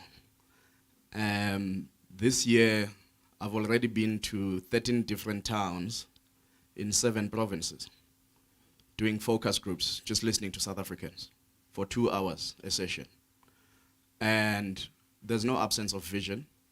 There's no absence of the picture of the kind of life people want to live. There's no absence of the urgency of the situation in the country. The big problem are the people in this room, the elites. This country is wallowing because of the elites. The people that Tembile says don't want to give up stuff. That is the core problem of this country. We want to protect our privilege, like my dear brother there, Songes was saying. And yet we think that it's a sustainable thing. It is not. You know, Julius Malema closing an ANC Youth League conference at Galaga in 2011. He said, you know, you can mobilize people, and when they pass through Sentin from Alex, they will steal from your fridge, and they'll go to union buildings, and then you will stock up because you've got the resources, and when they return, they will loot again and go back to Alex. The unfortunate part is that we're going to die in an unled revolution in this country as the elites. And all these privileges and things we're trying to protect are going to go up in smokes. What is sad for me, Sumaya, is that even political legends like Nelson Mandela, we've depoliticized them. We call the Nelson Mandela Foundation part of civil society. Really? Ahmed Katrada Foundation, the Kgalema Motlanthe Foundation, the Thabo Mbeki Foundation, the Oliver and Adelaide Tambo Foundation. We call these civil society, they are apolitical. In which universe can such revolutionaries be reduced to apolitical beings and convene to speak in apolitical terms? What is missing in this country is a political vision consensus. You cannot advocate to thieves, I'm sorry. You can't. You can't advocate to people who allow Thabo Bester to escape in Mangaung prison and he's roaming the streets and he's not been arrested. And you call that a normal state. We are in a state of emergence, but we're not behaving like it. And this is not to try sound fancy and rile people up. The situation out there is urgent. You talk about 30.4 million people living below the poverty line and 50% of those living below 600 rands. What do we do with 600 rands? It's not even our dinner. Why are we so comfortable to pontificate and be comfortable not to actually get moving into society and ask society, not us. We don't have that vision. Society has that vision, but we've got to mobilize. We've got to go to communities. Mrs. Nontando in the Eastern Cape, she works fantastically with grassroots movements. But she even said, I bumped into her on Sunday at Constitution Hill at the Human Rights Festival. And she accepted that it's no longer just about giving people toolkits. It's no longer just about, getting people to do public participation. What is the political vision? You cannot be led. For all my sins, I call them amasela. You cannot have a country that thrives being led by thieves who allow all sorts of crooked things. Everybody now accepts. I spoke to a minister on Sunday after my show, and he confirmed to me that there are politicians implicated in the Thabo Bester issue. Now, that is not normal. And we need people to give us, I said this to the Kgalema Motlanthe Foundation in October at the Drakensberg last year. Give us permission to go and organize society politically, differently, and away from the current center. We need that permission. And we need to do that for 2024. Otherwise, we're going to be living overseas because we've got that option, don't we? And our family members don't. Thank you to the fifth panel. I'm going to take 2 more comments and then just opening it up. Everyone's paying. Okay, let me take these 4 hands. 1. Oh, sorry, were you the 4th one? Oh, sorry. Before and then I'll take you. Then you're at the back here. Hi everyone. My name is Matsidiso Matlala. I'm with FBA. My question, or rather my input, is rotating around the cyberspace. As we have seen, right now most people live in a digital space, and information on the digital space is unfiltered. In that state where information is unfiltered, I have a question for Ugogola. How do you then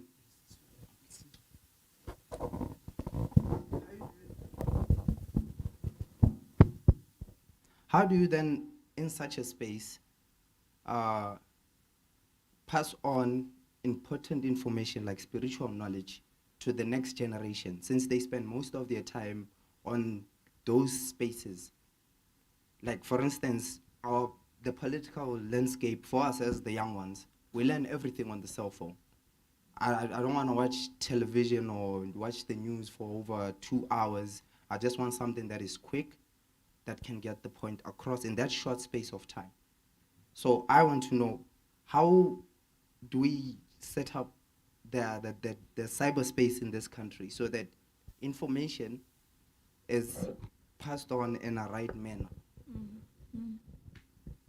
Because otherwise you see people, they get bullied for their spiritual beliefs because we're using platforms that are regulated by international laws. In this country, we have bodies that regulate the installation of solars. We have bodies that regulate churches and everything. But on the ancestral side, especially for the black man or the black woman, we have no such bodies. No, thank you for that. Interestingly, my question's also related to that, actually. So also, I think there's these patterns in history that we don't seem to be escaping, right? I think all of you have mentioned it, and there are historical, local, and geopolitical factors. And the 2 books I'll mention are Fanon's Wretched of the Earth, where he describes the local factors that actually promote these patterns. And the book that I'm still recovering from, Eduardo Galeano's Open Veins of Latin America, which describes these patterns in Latin America that we're just replicating. And I don't see many examples where these patterns have been transcended. In fact, I don't find any. So if anybody does have a pattern where the post-democracy liberation society has transcended these patterns, I'd love to know. But my question related to spirituality is that what we are lacking? Because what happens post-democracy is this loss of not a vision, a loss of integrity and values attached to that vision, right? And whether we should emphasize what is sacred and what is spiritual, would that help us to actually transcend this pattern? And if so, how would we do it? Thank you. Can you go ahead? Thanks so much. Hi, my name is Tana Makhoka. I've got 2 questions for 2 panelists. I agree with Prof. Tsepo Madlingozi, who says that if we want to start moving in a different direction, we need to locate our analysis at the start, at the 1994 moment, and how we did not resolve all of the issues at that time. Intate Aubrey Mashiki was talking about who control and continue to control the land, the economy, and the law, essentially. And we we haven't dealt with that. We haven't dealt with the reparations around that. We haven't dealt with how do we effectively address that. At the National Conference on the Constitution last week, all 3 days, most of the comments came back to we haven't dealt effectively with the past. I know that you've also written extensively on decolonization, Prof. So reparation and decolonization remains a task that until we actually deal with it effectively, we're going to come back to these issues again and again. And I just wanted to get your comments on how do we then deal with that now in 2023. And then I have a question for Sis Nontando. I also work in the grassroots space, community-based education, working with young black youth in townships. And the reality is that it's a lot of hard work. It takes a lot of time, it takes a lot of money, and it takes a lot of patience. And, you know, when Sumaya talks about constituting civil society correctly, the reality is that that kind of work doesn't get as well funded because most funders do not have that kind of patience, because your result is not going to come after a 6-month or a 12-month report. But that is actually the work that needs to be done in order to make sure that we can all come to a certain standard, right? Because there are those that are being left behind. So I just wanted to hear from you what you think needs to be done in order for us to better focus on those who are being left behind and the bottom 50% that Sitimbele was talking about. Thanks. So I'm going to give the panelists an opportunity to respond. There were some direct questions, just some comments you might want to start with. If I can also just ask our panelists to be concise if possible, just so we could do another round.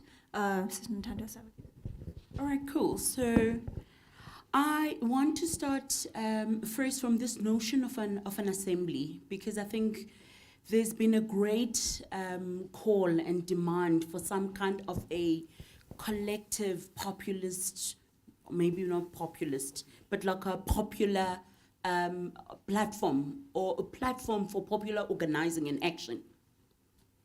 Both Tsepo and myself and a few others have been involved in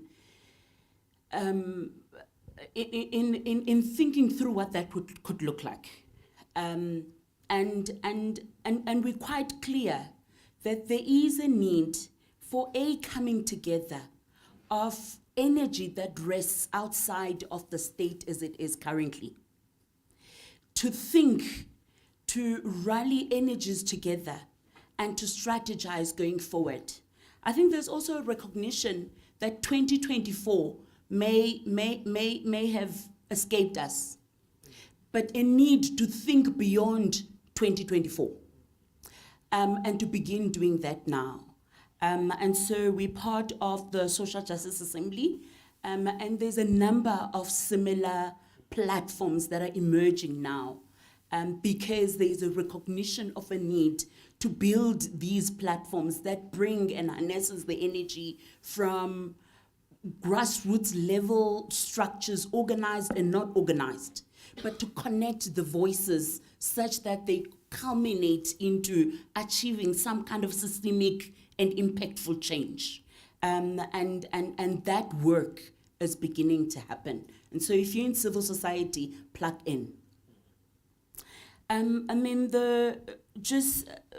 to respond to this, the 30 million or the 50%, however the number is beginning to agitate, and to agitate in very violent ways because they're pissed off and they're hurtful.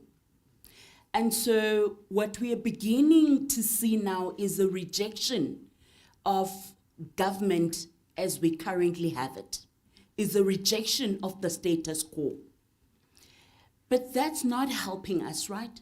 It's not gonna help us, it's gonna land us in worse places than we already are in. But the notion that the agitation is not happening, it is happening, and it's happening in big ways. You only need to turn your television on to see the extent and the level and the depth of heartfulness that exists in our communities. And so that's the energy, to be honest, towards change. There is a recognition that the status quo doesn't work. There is a recognition that NEDLEC needs to fall. It's not helping us, hasn't helped us. And there's also a recognition that change rests elsewhere. It doesn't rest in the boardrooms. It doesn't rest in these spaces. It rests elsewhere. And so there is a consciousness amongst us to, even outside of philanthropy money or donor money, to go fetch others. And to go fetch others in interesting ways. And so we're learning from Fees Must Fall. And we're learning from many others who've organized in very difficult spaces about tools we could use to fetch others towards a popular struggle, a new kind of struggle, because that's what this moment calls for. No, thank you for those questions. So, yes, this moment is connected to other moments. There's a global crisis of capitalism at the global level that affects all of us, that forces us to reimagine the socio-economic arrangements that we have. There is no solution within capitalism. We need to, what is post-capitalism? Is it socialism? Is it something else? So that's one of the, so you see it in France, you see it in the UK, you see the crisis in the United States of America, you see it everywhere, the crisis of capitalism. The other crisis is a crisis of liberal democracy. Liberal democracy has exhausted itself. It is a thin kind of democracy that doesn't give a lot of people voices. So this moment forces us to think about South Africa, but also to think about the global crises of capitalism and liberal democracy. And I must say that, this is not the time for big theories, socialism. No, forget about that. That doesn't work. So, yeah, capitalism, liberal democracy, what are the alternatives? It is true that, I've written about this in the past, there is no social justice without reparation. There is no social justice without reparations. We were given a myth in 1994 that all you need are so-called socio-economic rights in the Constitution, basic services, and then BE and affirmative action. And that will take you to nirvana without reparations. Without reparations. Assimilate a layer of the elite, and then that's it. What does it mean at this moment to engage in an honest reparation, restitution, redress process? Because I think we all agree that the TRC could have done more. Let's leave it at that. The TRC could have done more. It wasn't that vision that unites us. So this moment is also a moment that is haunted by the spectre of the national question. The national question. We have failed to resolve the national question. You can do whatever you want to do. You can have assemblies, you can have electoral reforms, but if you don't resolve the national question, the question about what do we mean to be one nation? What does that mean? What is a common ideology and common vision of a society? We will not get there, So I agree with Lukona that we are in a state of emergency. If you read the high presidential panel on the uprisings, the revolts that happened 2 years ago, that report is very sobering because the conclusion of that report says this will happen again. Of course, people say this was centered around one politician, but of course we know it was more than that. People were hungry under conditions of COVID and so forth, and they took advantage of lack of leadership, the autopilot, to go out and get what they need. So that was a precursor. And the high presidential report, and I urge you, all of you to read it, says very clearly in the conclusion, the conditions are still the same, and this will happen against you. So that revolution is coming. That unled revolution is coming. There is a space, there's a moment. That's why, I commend the Nelson Mandela Foundation for convening this. For all of us to honestly, seriously reflect on how do we engage in a led revolution without looking for messiahs. There is no messiah coming, right? How do we constitute these assemblies in an honest way that will really lead us to a new vision and a new hope? Because there is no hope. I'm a teacher, I teach, students. And it scares me that these young people don't have hope. young people, if you have a society where young people don't have hope, you are in big trouble. Yeah. Thanks so much, and for all of those provocations. Just something on the young people. Of the 60.6 million people in South Africa, 42.7 million are under the age of 40. Let me repeat that. 2/3 of our population is under the age of 40. You wouldn't think it if you walked into a boardroom or you walked into parliament.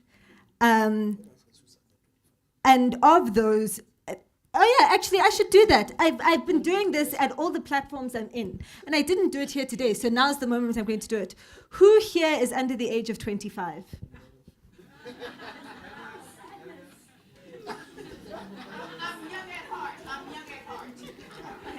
Every time I do this, it leads to all these, and then like some discomfort. Alice has seen the show many times.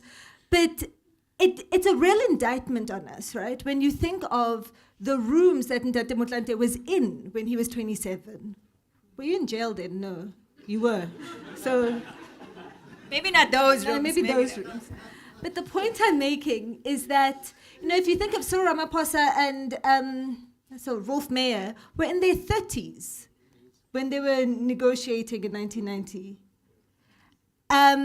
And so we've created a country, a system, that systematically excludes the majority of the people who are the young. And then we think we're going to have a future. And so part of what we need to do in terms of who we center the conversation on needs to be on what's young people's view of what they want and what this country needs to look like in 5, 10, even 2 years' time. We're not centering young people in those conversations at all.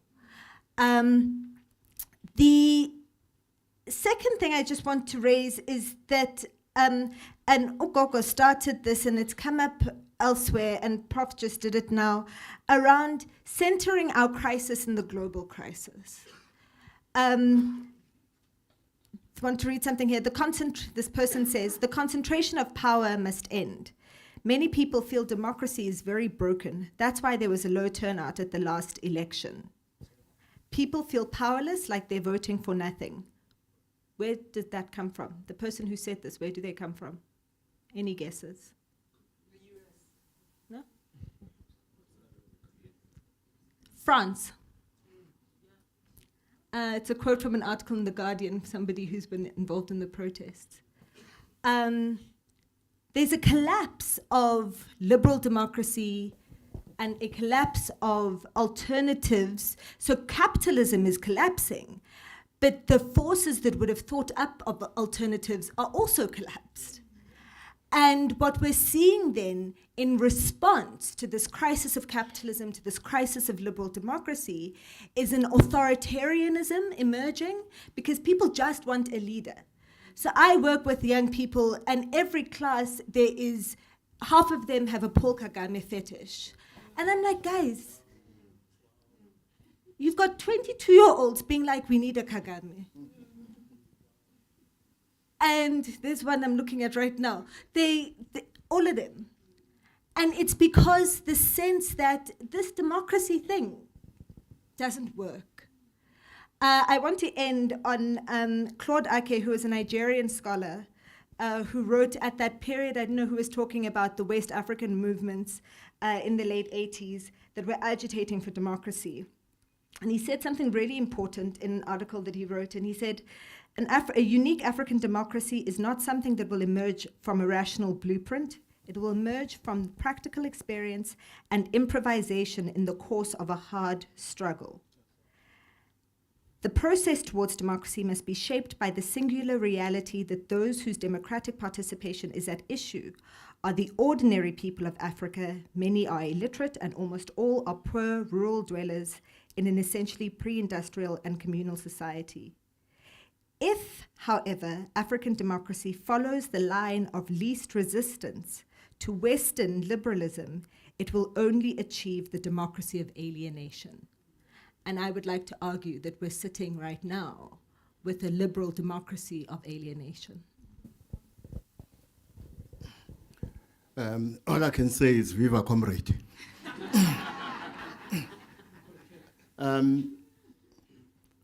The majority of South Africans today are under the age of 27. So let me talk to the young people in this room. In isiXhosa and isiZulu, we say indlela ibuzwa kwabaphambili, meaning for you to know where you are going, should go, and all of that, you should ask those who have traveled the road before you. Usually this is a reference to those who are older than you. Indlela ibuzwa kwabaphambili.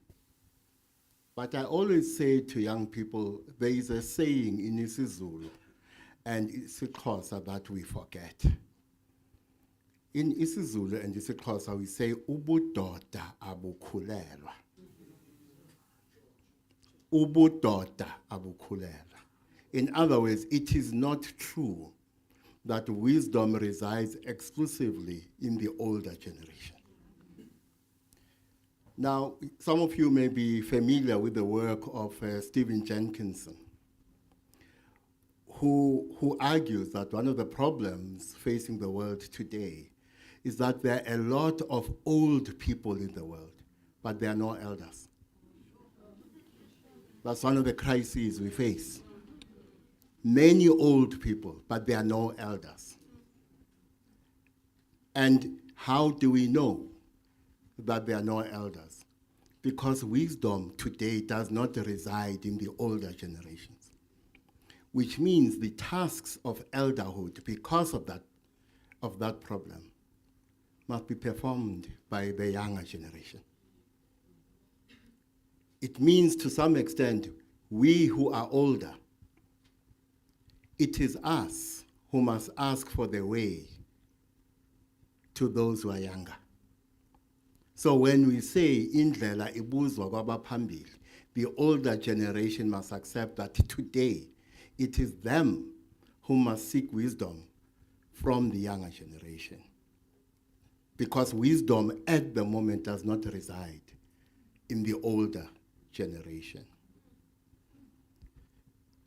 When it comes to civil society, there is a lot that is uncivil about civil society in this country and in the world. In fact, in my view, most of what we call civil society in this country is uncivil society. My challenge to you is this. Ask yourself this question.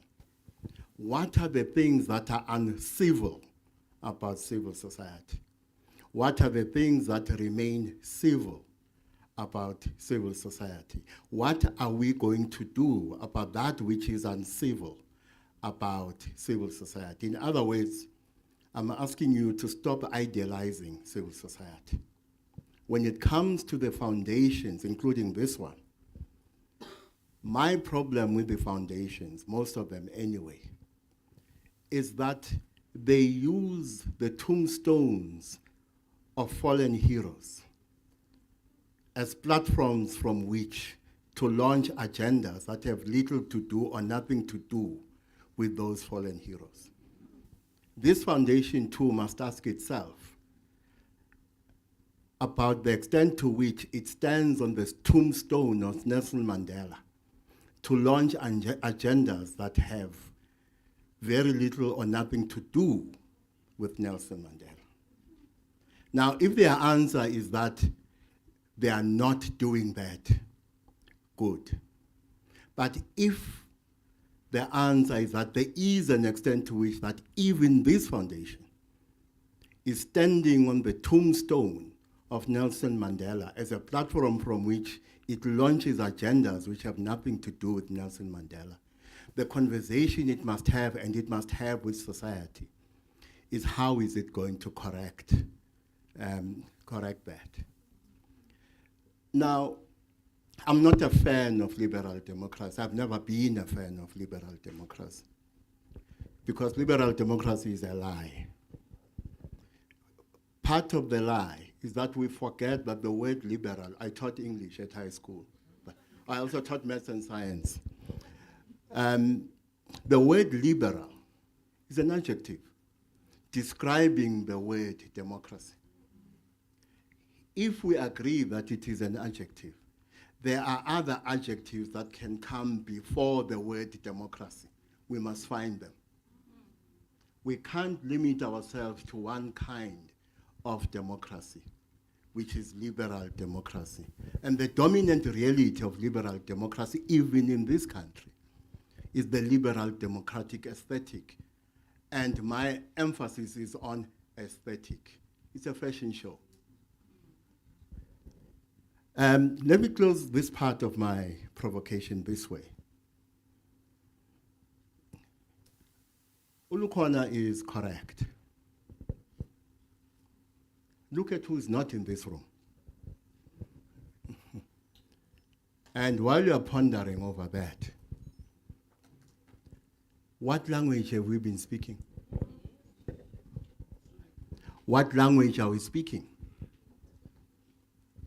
Because we must remember that those of us who speak English, who reflect political, economic, and other realities through English, tend to think we are the norm. And we tend to think we are representative of popular sentiment in the country. We are not. That we are having this conversation in English is one of the problems facing this country.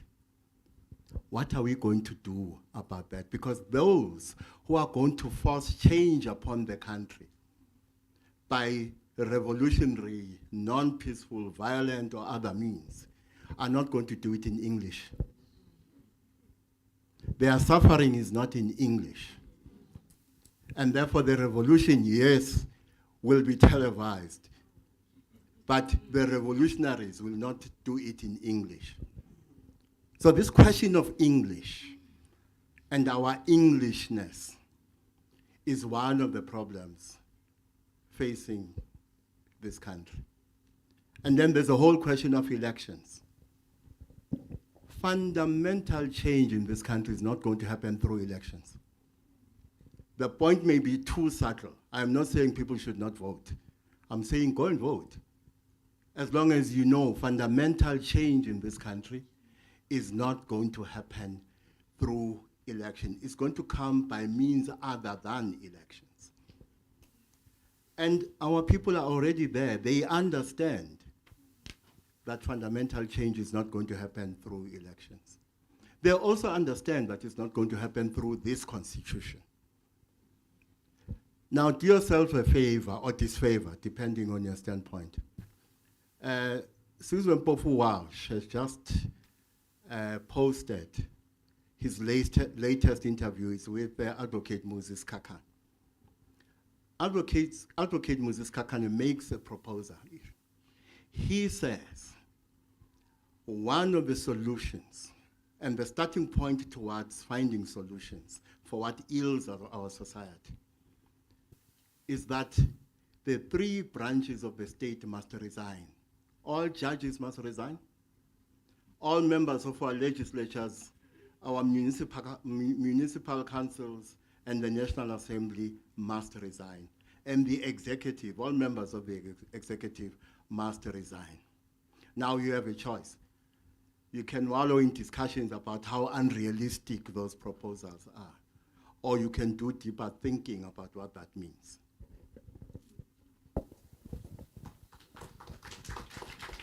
Conscious of time, so I'm going to go 1, 2, 3, and then 4. And then I think we're going to have to close it there. You can go ahead. Sorry, I forgot my numbers. 1, go ahead. Good morning to all the panelists and everyone here. I'm neither from the private sector or public sector. I'm in high school, so just forgive me if my question's long-winded. I don't know how to do this type of stuff. So I represent Fridays for Future, which is the international climate movement started by Greta Thunberg. I mentioned this before my question to just illustrate to everyone in the room just how much young people who are still teenagers and are still in school have heard and have seen and have bared witness to conversations like this over and over and over again and heard solutions over and over and over again, but have yet to see any tangible action come from it. So as, dare I say, the youngest person in the room, when will we actually see this vision be implemented? How will it come about? Because I've heard different people give different explanations. Frankly, as a climate activist, I am in a rush to get climate change solved, and I'm running out of time, and 2024 is coming up. I keep hearing 2024 is when things are going to change. I remember hearing that back in 2019, that that's when change was going to come. Will I still be at the union buildings with my poster calling for climate action in 2029 and nothing still has happened? So I guess that's my question to the panel. I'm going to break our social contract here and not actually take the hands that I've flagged. The reason being I'm just conscious of time, and I'm hoping we can continue the discussion downstairs. I think that was an important note to end with, and I wanted to also honor you by giving you the last word, especially as being the youngest in the room, and I think what was mentioned earlier on the panel. I think that urgency must be something that we all leave with today. And I think what's going to be really a sign is, I think, and I speak, I can't speak on behalf of the foundation, but I have our CEO here, is that to what extent does this actually affect the conversations today, the mandate and the work of the organizations? And I hope that is a call for change that you're all going to lay on the footsteps of whatever organizations you're a part of, and whatever organizations you are going to form, or formations or the work that you're going to do. On that note, I'm just going to briefly hand over to Sello to just close us, and then hopefully we can continue the discussion downstairs. Sure. Sumaya, yeah. Thank you very much for a very stimulating session. You'll agree with me that Sumaya did a fantastic job.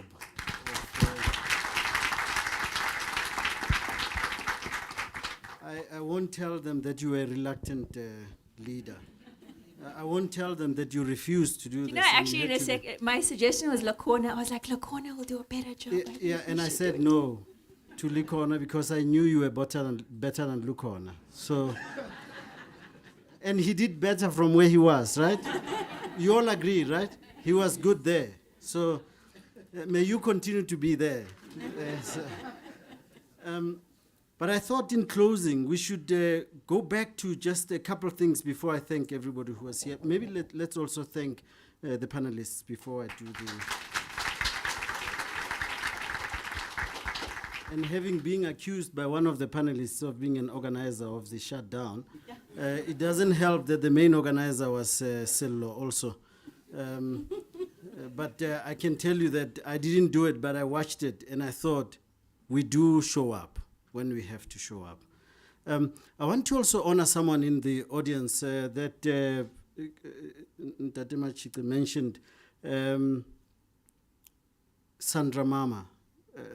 I think these sessions should be honoring people like you, that you are still waiting for some form of justice. You lost your husband at a very early age, who left you with children. And every day you are hoping that democracy will deliver that which he fought for and died for, if I may add. So to you and your family, and many families who are still waiting, we're saying we're waiting with you, but hopefully with some action that we'll take, and you will be part of us as we do take that action. To Sandra Mama and her family.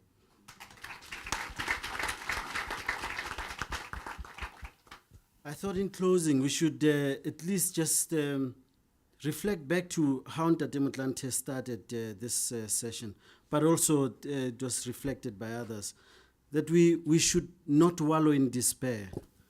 And a letter that Madiba wrote to his children, which I'll reflect on later, is a reminder that we need not wallow in despair.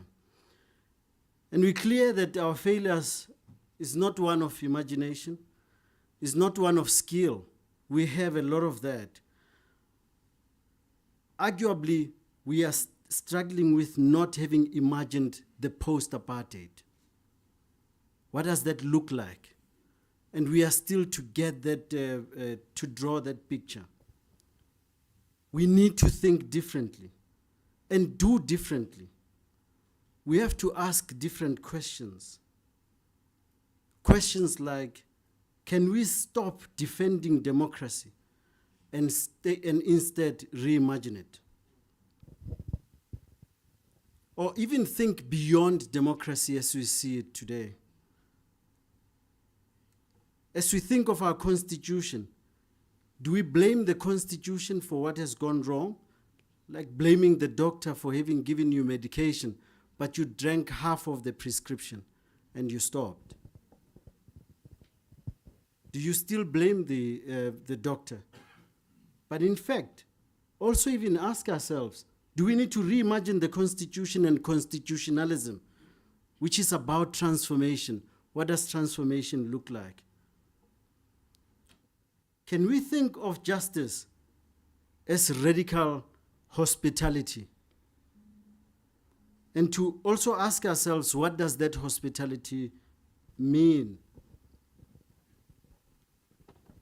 Can we access knowledge outside of theoretical frameworks determined by the global north, who are, as we were hearing here, who are part of the funding community? I'm very aware that to do this, we have to be funded.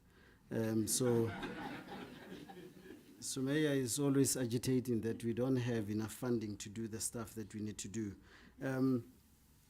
And I think if we are to do that well, we need to also be thinking other ways of funding the work that needs to be funded. And to ask ourselves finally, can capitalism ever contribute to liberation? And from what we heard from this panel, maybe not. To also ask ourselves, is it not a quick way out to always blame whiteness and colonialism and almost exonerate blackness and its leaders? Because they join us to say, yeah, it's them, but they are part of the driving seat. So is it, I think sometimes we fall short because we then blame whiteness and colonialism and we leave them who are actually also who need to hold this together. We'll be hopefully hosting many of these dialogues, but part of it is also looking at, I was talking to Sumaya just a couple of days ago and Prof. Ndebele. I sent Prof. Ndebele about 16 headlines from this past Sunday, 16 or 18 headlines from this past Sunday. And he sent me in return an article from Partners for Possibilities. I don't know if you know them, who are helping schools to, they take CEOs to go into a school and to help that school to, these are public schools, to redo the work that, or to rather do the work that needs to be done. And he said, wouldn't it be fascinating to curate these headlines that are full of despair? Just reading the all 16, my heart was just broken because Thabo Bester was at least half of them.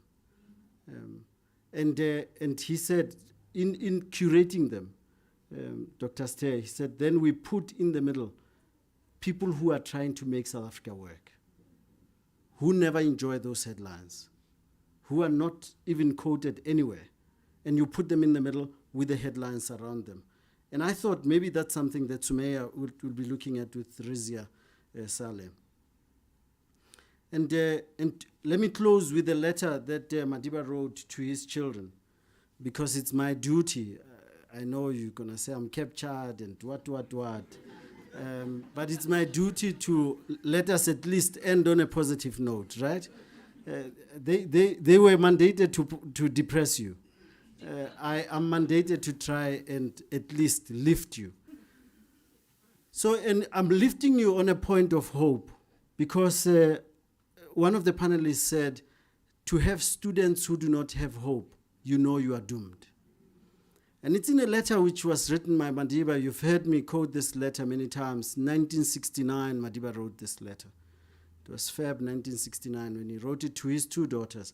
And part of the letter is a Madiba who's trying to make sure that he's still connected. He's still feeling the pulse of what is going on outside with his family. Starts off with their education to check how they've passed. And halfway through the letter, and I paraphrase, he says, I hear that you can cook chips, rice, meat, and many other things. I'm looking forward to the day when I'll be able to enjoy all that you cook. Zinzi says her heart is sore because I'm not at home and wants to know when I will come back. I do not know, my darlings, when I will return. You'll remember that in the letter I wrote to you in 1966, Madiba says, I told you that the white judge had said I should die in prison. And he says, I don't believe him because I believe that I'll spend the rest of my living days with you in happiness. He says, don't worry about me now. I'm happy. I'm well, full of strength and hope.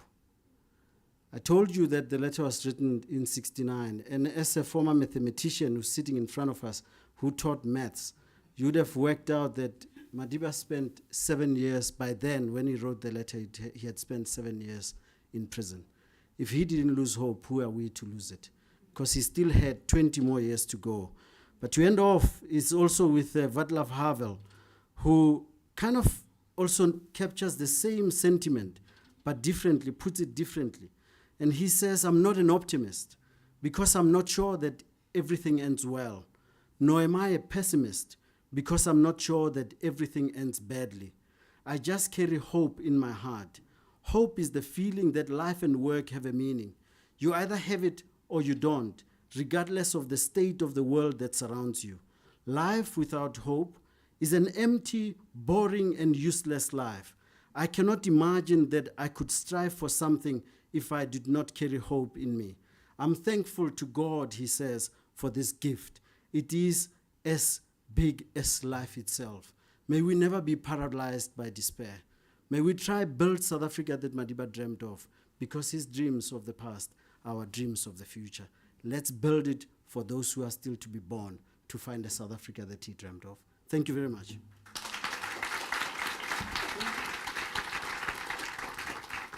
I've just been told that I was standing between you and lunch. So you're welcome to join us downstairs for some nibbles. Thank you very much.